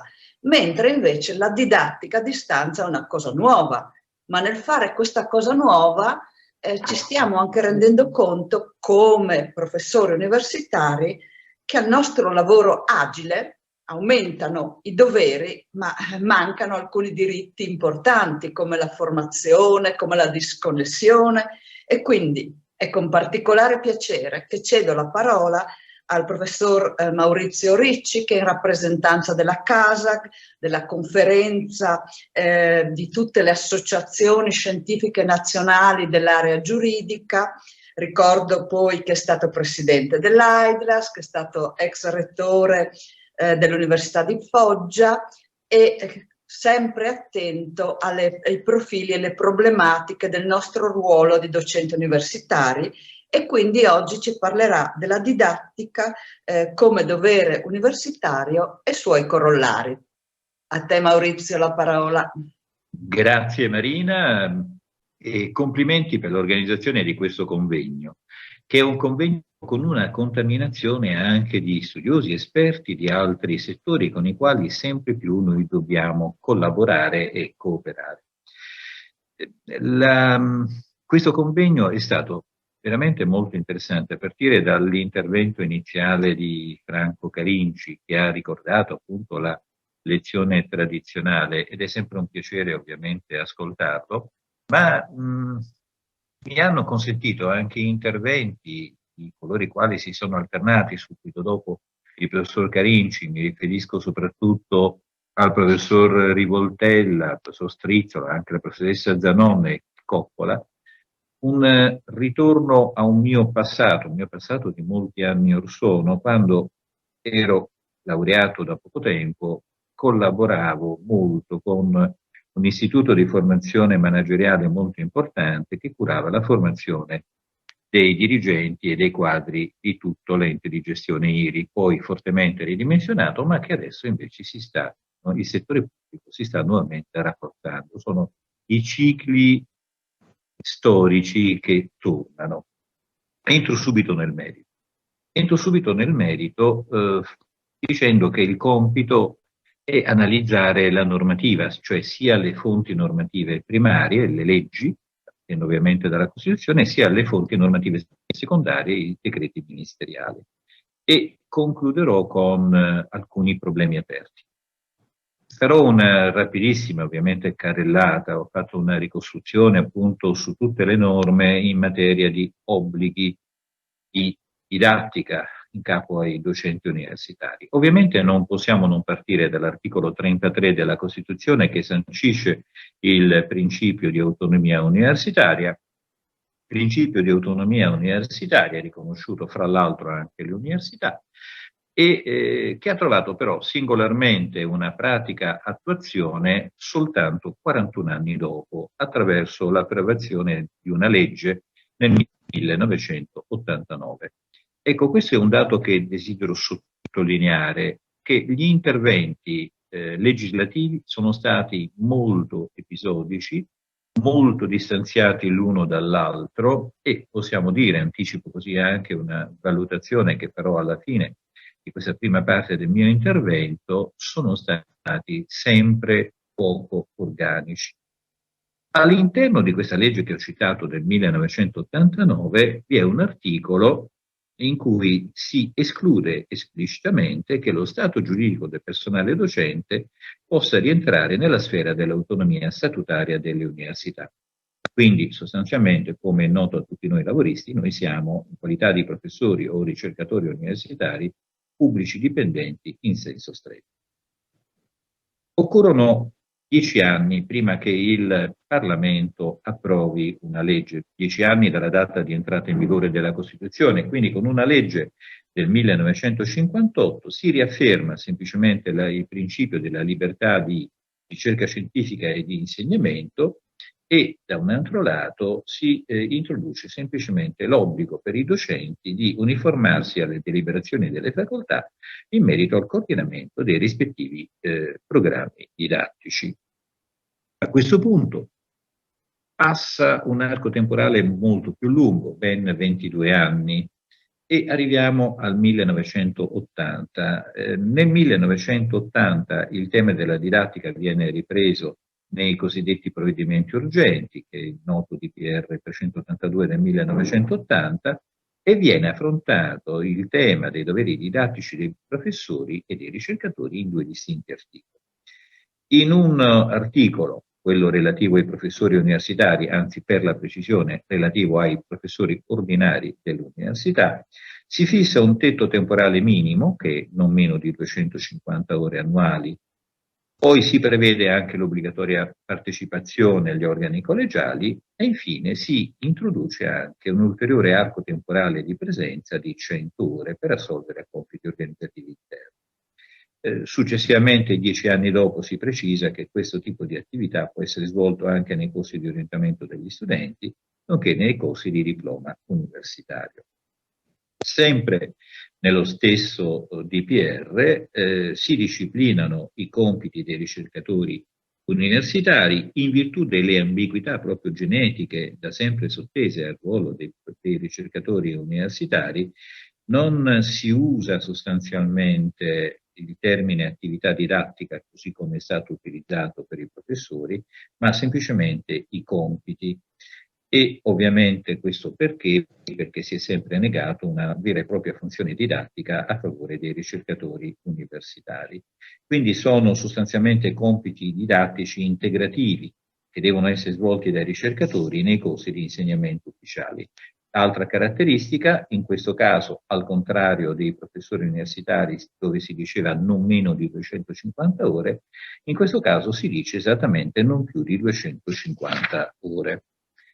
Bisogna aspettare quasi 20 anni perché ci sia ancora un'altra disposizione legislativa in materia di didattica e di doveri didattici. Mi riferisco a un certo articolo della legge Bassanini, che è del 1997, dove, a conferma appunto di questo andamento molto rapsodico del legislatore sul tema della didattica, si introduce una disposizione molto importante, perché per effetto di questa disposizione si introduce una radicale riforma negli ordinamenti didattici universitari, riconoscendo agli atenei autonomia nel definire i percorsi formativi e innovando sostanzialmente quindi tutta l'architettura didattica del nostro sistema universitario.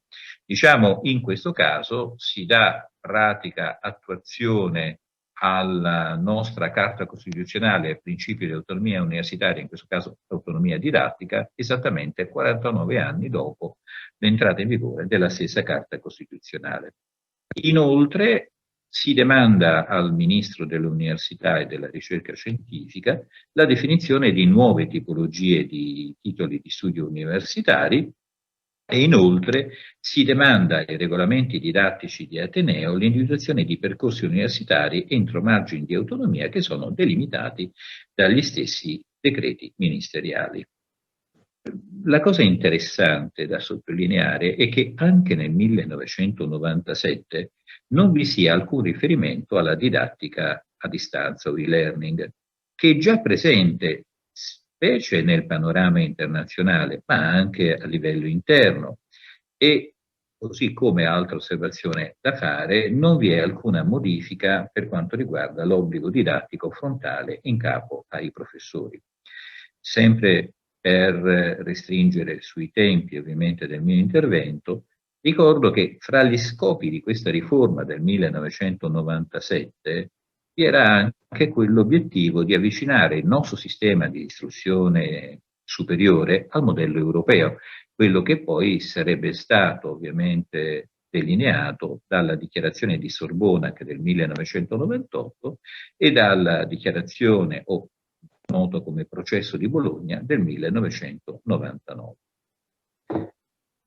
Dopo la riforma del 1980, che se vogliamo fino ad allora era stata quella più organica, dobbiamo aspettare altri 25 anni, quindi arriviamo al 2005 con la legge Moratti. Con questa legge si incrementa il tetto numerico di attività didattiche e di ricerca in capo ai professori non meno di 350 ore e non meno di 250 ore, a seconda del differente regime giuridico, se a tempo pieno o a tempo definito.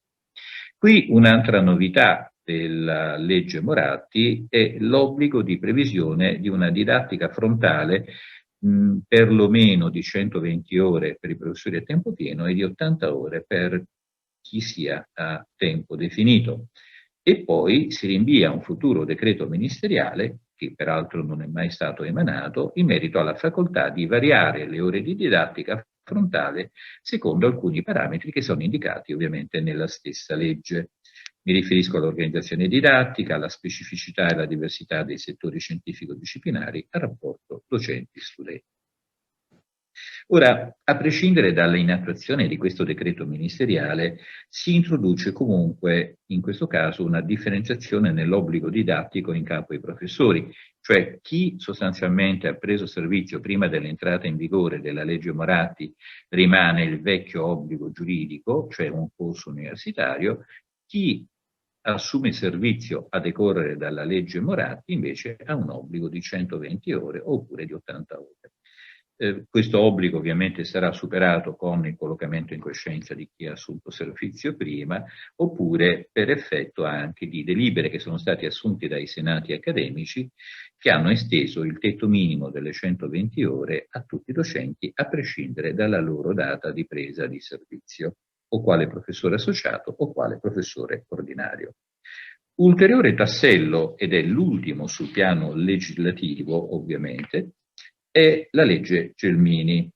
Questa legge ha un intento fortemente ambizioso, questa legge ha un'impronta, a mio avviso, ma questa è una valutazione mia personale, estremamente discutibile, ma sullo stato giuridico questa legge non introduce nessuna particolare innovazione, utilizza le stesse espressioni precedenti dei legislatori precedenti per quanto riguarda i doveri didattici e, come in passato, ignora sostanzialmente la didattica a distanza e tanquam non esset. Al termine quindi di questa rapidissima, sintetica rassegna sulla evoluzione legislativa in materia di doveri didattici in capo ai professori e di didattica a distanza, vorrei fare veramente 3 osservazioni. La prima è la forte contraddizione fra la realtà effettuale, data appunto dalla progressiva e forte diffusione dell'didattica e-learning nel sistema universitario, soprattutto internazionale ma anche nazionale, e la realtà ufficiale, quella cioè codificata dal legislatore. La seconda osservazione è la totale assenza di una qualsivoglia disciplina legislativa in merito alla didattica a distanza, anzi quel che emerge con il trascorrere degli anni è proprio l'assenza di una riforma didattica, organica sugli obblighi didattici dei professori, al posto dei quali invece si è proceduto solo attraverso interventi spot, interventi episodici privi di un coordinamento unitario. Una terza riflessione è che la mancata regolazione legale della didattica e-learning è ancor più da rimarcare ove si tengono presenti, come ho già fatto riferimento prima, alla progressiva rivoluzione informatica e ai radicali cambiamenti avviati per effetto appunto delle già citate dichiarazioni di Sorbona del 1998 e del processo di Bologna del 1999. La dichiarazione di Bologna, che è stata firmata da ben 29 ministri europei dell'istruzione superiore intervenuti appunto al convegno di Bologna, è stata firmata ben 11 anni prima dell'emanazione della stessa legge Gelmini e, come è noto, il processo di Bologna intende sviluppare uno spazio comune europeo sull'istruzione superiore, articolato su 2 cicli di studio per realizzare la mobilità internazionale degli studenti, favorire il riconoscimento internazionale dei titoli di studio e la libera circolazione dei professionisti. Quindi l'impressione complessiva è che il nostro Paese è rimasto, perlomeno da un punto di vista legislativo, sostanzialmente inerte rispetto alle profonde innovazioni in ambito extranazionale, in quanto quell'intesa intergovernativa, mi riferisco al processo di Bologna, basata sulla centralità del sistema universitario per sviluppare la dimensione culturale europea, ha individuato proprio nella costruzione di questo spazio europeo comune uno strumento essenziale per favorire la circolazione dei cittadini, la loro occupabilità e lo sviluppo dell'Europa. Passo adesso rapidissimamente ad analizzare le fonti normative secondarie, cioè i decreti ministeriali. Anche qui lo farò molto sinteticamente. Ho parlato prima dell'avvio del processo di Bologna e su questo dobbiamo registrare 2 importanti decreti ministeriali del Ministero dell'Università e con questi 2 decreti, diciamo il secondo è il primo del 1999, il secondo è del 2004, il secondo è stato correttivo e integrativo rispetto al primo. Diciamo, con questi 2 decreti ministeriali si specificano gli obiettivi formativi in termini di risultato di apprendimento attesi, e questo è un elemento ovviamente molto ma molto importante, e soprattutto si individuano gli sbocchi professionali dei differenti corsi di studio, e questo è un altro elemento essenziale molto importante, anche perché molto spesso in precedenza venivano creati corsi di studio che ben difficilmente si interessavano in concreto anche degli sbocchi professionali e della occupabilità ovviamente dei laureati. Ora, tuttavia, pur sottolineando la particolare rilevanza di questi decreti ministeriali perché avviano sostanzialmente l'autonomia didattica nel sistema universitario, in entrambi i 2 decreti, sia quello del 1999 sia quello del 2004, non vi è alcun riferimento alla didattica a distanza. ma vi è solo un sintetico riferimento alle abilità, leggo testualmente, informatiche e telematiche, in quanto, e leggo testualmente, ritenute utili per l'inserimento nel mondo del lavoro, insieme con altri parametri che sono definiti nello stesso articolo. Ho già detto quindi del secondo decreto ministeriale e quindi possiamo dire che pur nella innovatività dell'ordito normativo di questi due decreti ministeriali non si avverte comunque l'opportunità, la necessità, direi io, di regolamentare l'attività didattica a distanza, pur molto diffusa all'estero, ma anche nel nostro Paese, e l'avvicinamento alla disciplina dell'Unione Europea si compie solo parzialmente, quindi trascurando totalmente l'e-learning. Ancora una volta, sia per la legislazione sia anche per i decreti ministeriali, spesso bisogna aspettare molti anni perché ne siano emanati dei nuovi, bisogna aspettare altri 10 anni perché vi sia un riferimento definitorio, ma ancora del tutto insoddisfacente, ma quantomeno è il primo riferimento all'attività didattica a distanza. È il primo, anche se è stato definito appunto con fonti normative secondarie. Questi due decreti ministeriali sono entrambi del 2016. Il primo è quello che ci ha interessato tutto il sistema universitario, quello relativo alla programmazione triennale del sistema universitario 2016-2018, in un allegato, quindi nemmeno nell'articolato, ma in un allegato, anzi nell'allegato 3, si indicano le 4 tipologie differenti di corsi di studio, 3 delle quali si riferiscono all'attività didattica e-learning. Con un intento meramente classificatorio, in questo allegato si opera una distinzione dei corsi di studio, per cui si definiscono quelli tradizionali in presenza, quelli con modalità mista, per i quali ovviamente l'erogazione telematica non deve essere superiore a 2/3 del totale dell'attività formativa, quelli prevalentemente a distanza, cioè una didattica telematica superiore a 2/3, e infine quelle integralmente a distanza. In un secondo decreto, sempre dello stesso anno del 2016, nel fare riferimento proprio all'accreditamento periodico, si indicano i differenti giudizi formulabili da parte dell'ANVUR anche per le università con più del 30% dei corsi a distanza e per le università telematiche. Ma in realtà il legislatore ha completamente ignorato il tema della didattica a distanza e il Ministero non si è comportato in forme molto distanti sostanzialmente rispetto al legislatore ordinario. Ci sono soltanto questi 2 riferimenti abbastanza recenti. Detto questo, mi avvio alle conclusioni anche per rimanere ovviamente nei tempi del mio intervento. Diciamo, ricostruito il quadro normativo, che è un quadro scarno e carente in profili fondamentali, sempre in relazione alla didattica a distanza restano alcuni problemi applicativi che non per questo sono meno rilevanti, perché sono quelli con cui dobbiamo evidentemente avere a che fare anche tutti i giorni come docenti universitari, che sono a mio avviso in questo caso definibili con fonti normative, possono essere definibili con fonti normative secondarie e in qualche caso secondo me ci si può rinviare alla potestà regolamentare dei singoli atenei.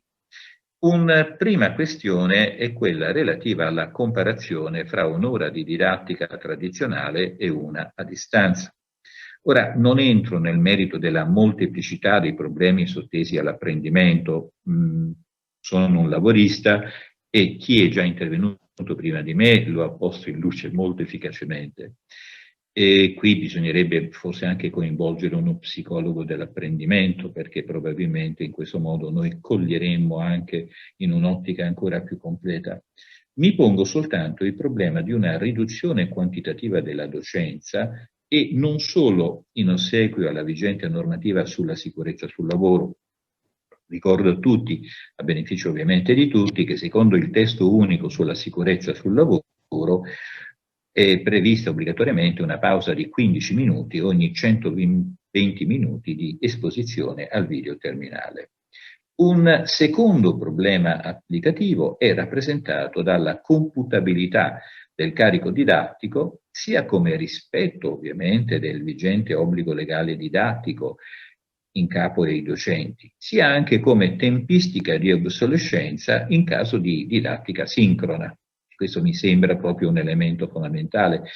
Ovviamente le lezioni registrate non possono non avere ovviamente un certo arco temporale di obsolescenza. Un ulteriore profilo è quello relativo alle modalità di accertamento negli esami di profitto per gli studenti, modalità che presentano ovviamente molteplici criticità se non sono sostenute in presenza. È un analogo problema, forse anche con minore urgenza, si pone però anche per le stesse sedute di laurea. Ora ricordo soltanto che, secondo la vigente normativa, anche nelle università dove è prevista l'erogazione della didattica solo a distanza, secondo sempre la vigente normativa ministeriale, gli esami di profitto e di laurea devono essere necessariamente in presenza. Penultimo problema è quello relativo alla validità della classificazione ministeriale che ho ricordato poc'anzi per quanto riguarda la distinzione dei corsi di studio tra le 4 differenti tipologie, quelle tradizionali e le altre 3 ovviamente a distanza. Mi pongo il problema, questa tipologia classificatoria è ancora valida o dovrebbe essere aggiornata? E infine, e qui veramente arrivo alla conclusione del mio intervento, dovremo porci ulteriori questioni. In questo caso, a mio avviso, il soggetto istituzionale che dovrebbe risolvere è soprattutto il singolo ateneo, quindi demanderei alla potestà regolamentare dei singoli atenei, proprio in virtù del principio di autonomia, che significa anche autonomia didattica, ovviamente da riconoscere. I problemi che mi pongo sono i seguenti, alcuni dei problemi che mi pongo. I questionari da somministrare agli studenti per la valutazione dei corsi di lezione, che ormai è abbastanza consolidato. Qui apro e chiudo una parentesi rapidissima. Alla fine degli anni 90, in un consiglio di facoltà, posi il problema di introdurre i questionari per la rilevazione da parte degli studenti. Dopodiché ebbi una reazione inferocita da parte di quasi tutti i colleghi, i quali mi dissero: ma siamo noi che dobbiamo valutare gli studenti e non viceversa. E chiudo la parentesi. Mi pongo poi anche un problema in merito alla regolazione dei tirocini in smart working, anche perché confido molto nella bontà del vaccino o dei vaccini, però temo che questa situazione sia da prolungare ancora per un certo arco temporale.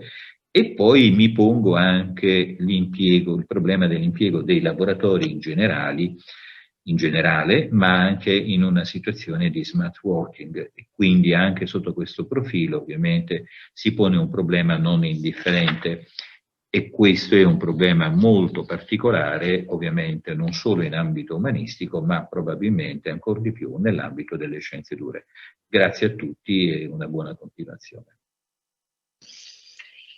Grazie al professor Ricci per questa esauriente esposizione e anche elencazione delle criticità, quindi quasi quasi manderei questo video come cahier de doléances al ministro Manfredi per renderlo consapevole delle questioni aperte, anche se condivido la linea del professor Ricci, maggior spazio dovrebbe essere dato all'autonomia delle università anche in ambito didattico, anche perché ci può essere tutto il collegamento col territorio e con la consapevolezza della rete informatica sul territorio e quindi la necessità di adattarsi al contesto socio-economico di riferimento.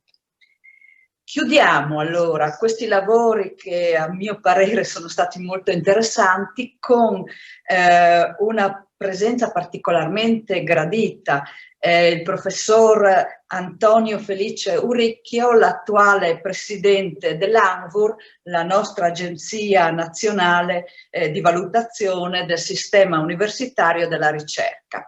Ecco, il professor Uricchio è un amico dell'Università di Udine, ma allo stesso tempo voglio ricordare al folto pubblico che ci segue da oltre 2 ore che l'Ateneo friulano è sempre stato in prima linea sul fronte dell'innovazione didattica, al punto che all'inizio di questo secolo, quando è stata varata la riforma degli ordinamenti didattici, Udine, era rettore il professor Strassoldo, è stato il primo Ateneo a sperimentare la riforma. Quindi abbiamo fatto da apripista a livello nazionale, anche grazie al supporto del dottor Daniele Livon, che come ben sa il professor Uricchio poi ha fatto tanta strada al Ministero dell'Università e ora ha approdato come direttore generale dell'ANVUR.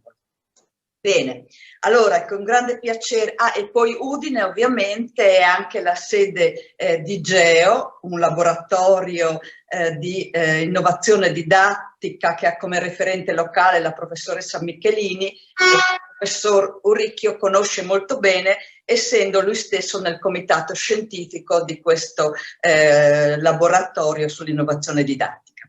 Quindi è con grande piacere che cedo per le conclusioni la parola al professor Uricchio, che ci intratterrà sulla qualità dell'istruzione nell'Agenda 2030.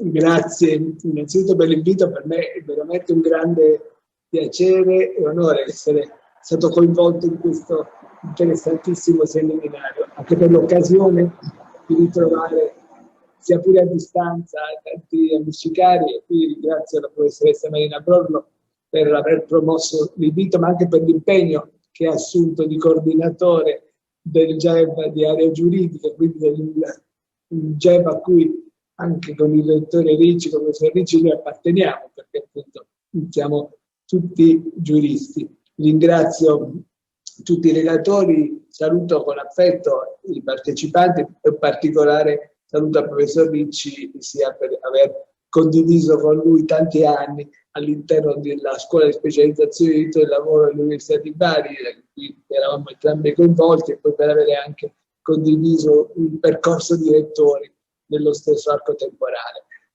Come Agenzia Nazionale di Valutazione, mi permetterete se faccio riferimento in primo luogo anche al lavoro che stiamo svolgendo in ANVUR, stiamo partecipando ad una ampia analisi condotta a livello europeo dalla rete europea delle agenzie di valutazione, rete ENCA, sugli effetti della pandemia sulle attività delle università.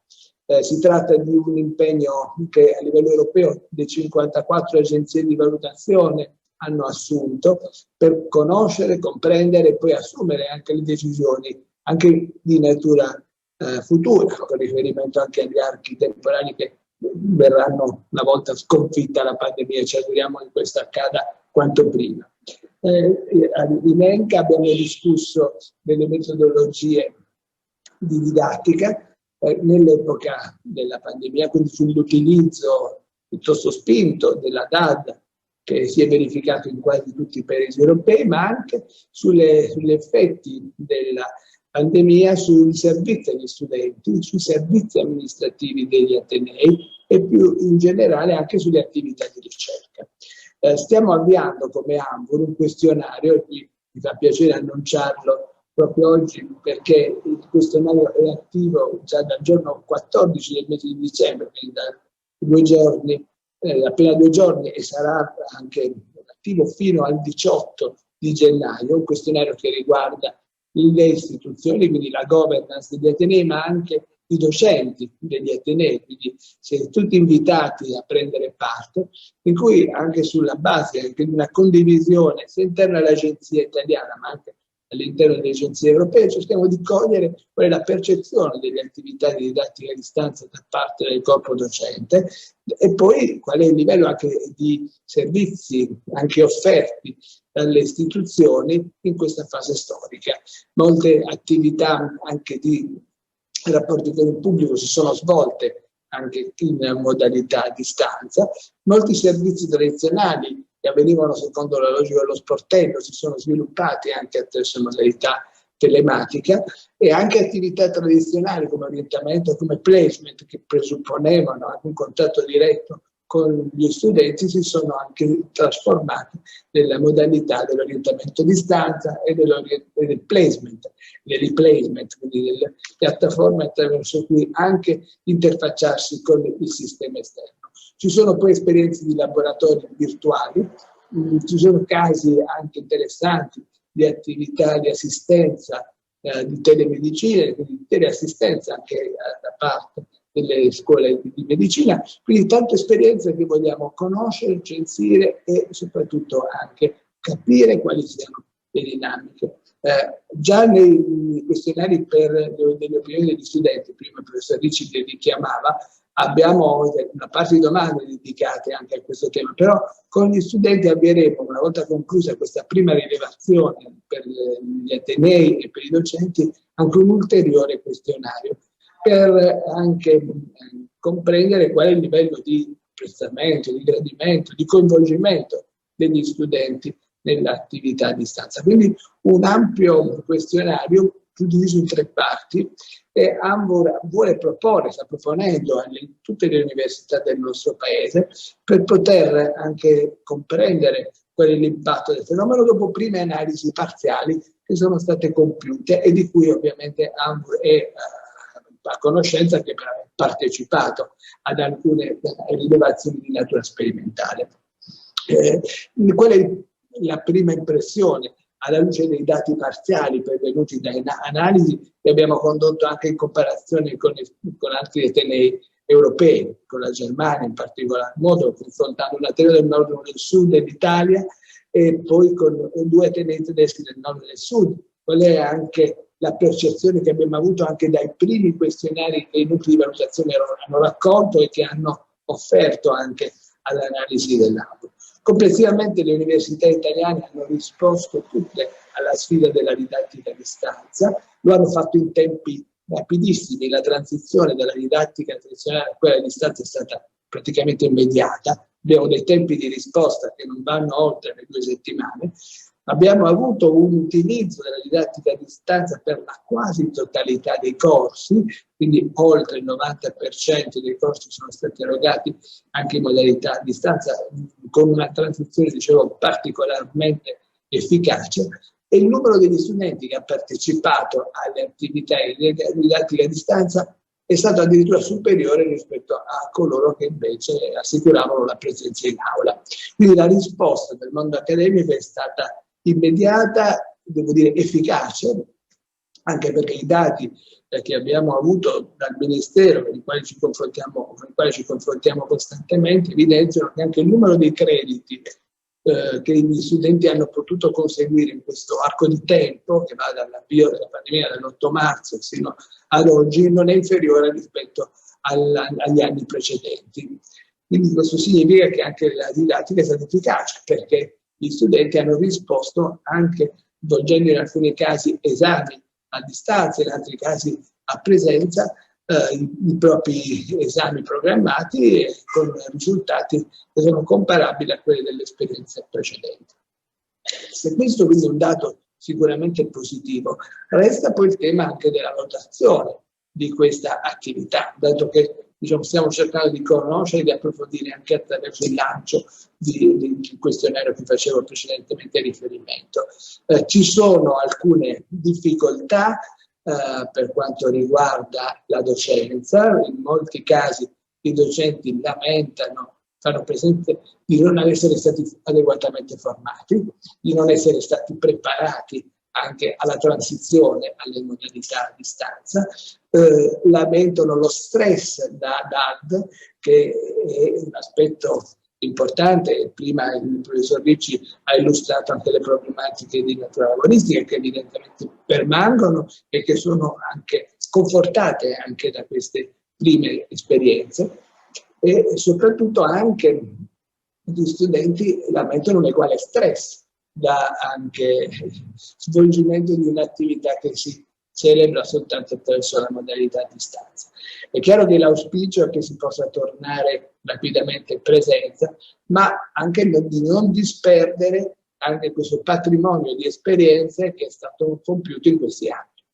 Quindi la transizione all'attività a distanza può costituire ancora opportunità per le istituzioni accademiche nel loro complesso, anche con riferimento al tema dei servizi e dei laboratori virtuali. Può costituire un'opportunità anche in considerazione della possibilità di raggiungere con modalità duale studenti che sono molto spesso esclusi dai percorsi formativi, pensiamo ai studenti lavoratori, pensiamo a tutti coloro che anche sono più lontani per ragioni di carattere geografico. Resta anche da condurre un'ulteriore valutazione, settori legati alla didattica tradizionale. La didattica a distanza potrà continuare in modalità duale, ma quando dovesse eventualmente accadere, questo se dovesse accadere, occorre probabilmente ripensare anche agli strumenti di formazione della docenza, di formazione del personale tecnico amministrativo, perché l'emergenza che abbiamo vissuto è storicamente concentrata in un arco temporale ben definito, quello della pandemia, mentre a regime, in una condizione ordinaria, occorrerà invece dotarsi anche di quegli strumenti, anche sia di formazione che poi anche di valutazione a cui l'ANVUR oggi è chiaramente chiamata. Non c'è la volontà di dare pagelle in questa attività che stiamo svolgendo, quindi un'analisi di tipo conoscitivo, quella che ANVUR vuole compiere, perché appunto conoscere la condizione per poter decidere e la valutazione è strumento essenziale per qualunque processo decisionale. Valutare è necessario anche nella prospettiva di dare valore all'attività compiuta. L'attività di didattica a distanza ha un valore intrinseco che nel consentire anche in una condizione emergenziale di poter continuare ad offrire servizio agli studenti, dà la possibilità anche di raccogliere anche metodologie innovative anche in un contesto che possa essere restituito alla normalità, ma occorre evidentemente anche spingere la valutazione per poter migliorare anche la qualità dell'attività di docenza e più in genere dei servizi a cui si è chiamati e poterlo farlo anche tenendo conto delle innovazioni di carattere tecnologico che probabilmente continueranno nel prossimo futuro ad essere utilizzate o essere utilizzabili. Quindi il tema dell'innovazione didattica a me è molto caro, come ricordava la professoressa Brolo, anche per la mia appartenenza al GEO. Sono felice di poter anche offrire il mio contributo di ricerca, oltre che oggi chiamato l'AMOR anche di esperienza. Credo che dovrà essere ulteriormente sostenuto e implementato. Occasioni come questa di riflessione, l'ampio spettro, come dalle tecnologie alle metodologie, agli strumenti regolatori sono particolarmente preziose e credo potranno essere offerti ai decisori istituzionali sia degli atenei sia della nostra governance istituzionale. Grazie e attendo magari di tornare a discutere di questo tema appena avremo i dati che riporteremo nel nostro rapporto biennale che sarà pubblicato nella prossima estate. Grazie mio Presidente. Non c'è dubbio quindi che la didattica a distanza per un verso include e per l'altro verso esclude. Non solo, ma nella mia qualità di docente universitaria da più di 30 anni posso dire che confermare che è molto faticosa, ma allo stesso tempo nel mio ruolo di mamma di uno studente universitario confermo che funziona, che sarà anche per il lockdown, quindi per la mancanza di alternative, di svaghi, di distrazione, insomma ha funzionato nei risultati di acquisizione dei crediti. E allora siamo giunti alla conclusione di questo piacevole incontro. Ringrazio innanzitutto i relatori per la eccellente qualità dei loro interventi e anche per aver rispettato i tempi, perché abbiamo visto che anche questo conta nell'efficienza, nell'efficacia dei contributi. In conclusione, cosa mi sento di sintetizzare? Mi sento di dire che anche su di noi, professori universitari, sulle università, il virus lascerà un segno indelebile. Lo lascerà perché la sua accelerazione dell'innovazione digitale rimarrà nella nostra memoria, nelle nostre prassi d'uso. e quindi l'uso di questi nuovi artefatti, di queste macchine, sicuramente modifica anche il nostro cervello. Quindi per la sua plasticità non c'è dubbio che noi incamereremo questa esperienza e ne faremo tesoro per il futuro, per le modalità di insegnamento. Ma se diciamo l'innovazione tecnologica, digitale, quindi la modifica degli strumenti può cambiare, può portarci a cambiare il metodo, a integrarlo con nuove consapevolezze, non c'è dubbio, a mio parere, che nel finale, nell'obiettivo, torniamo al punto di partenza, torniamo alla relazione del professor Carinci. Alla fine di tutto, cambiando metodi e strumenti, l'obiettivo è quello di una vera istruzione e quindi quello di insegnare agli studenti e alle studentesse, con questa differenza che ormai le studentesse sono la decisa maggioranza nelle nostre aule, insegnare studentesse e studenti a pensare da soli e anche, come abbiamo imparato oggi, a insegnarlo agli altri. Con questo vi ringrazio per l'attenzione e vi do appuntamento, per chi volesse rivedere questo incontro, l'appuntamento in differita sul canale YouTube di Uniudine, Play Uniud. Grazie e buona giornata a tutti.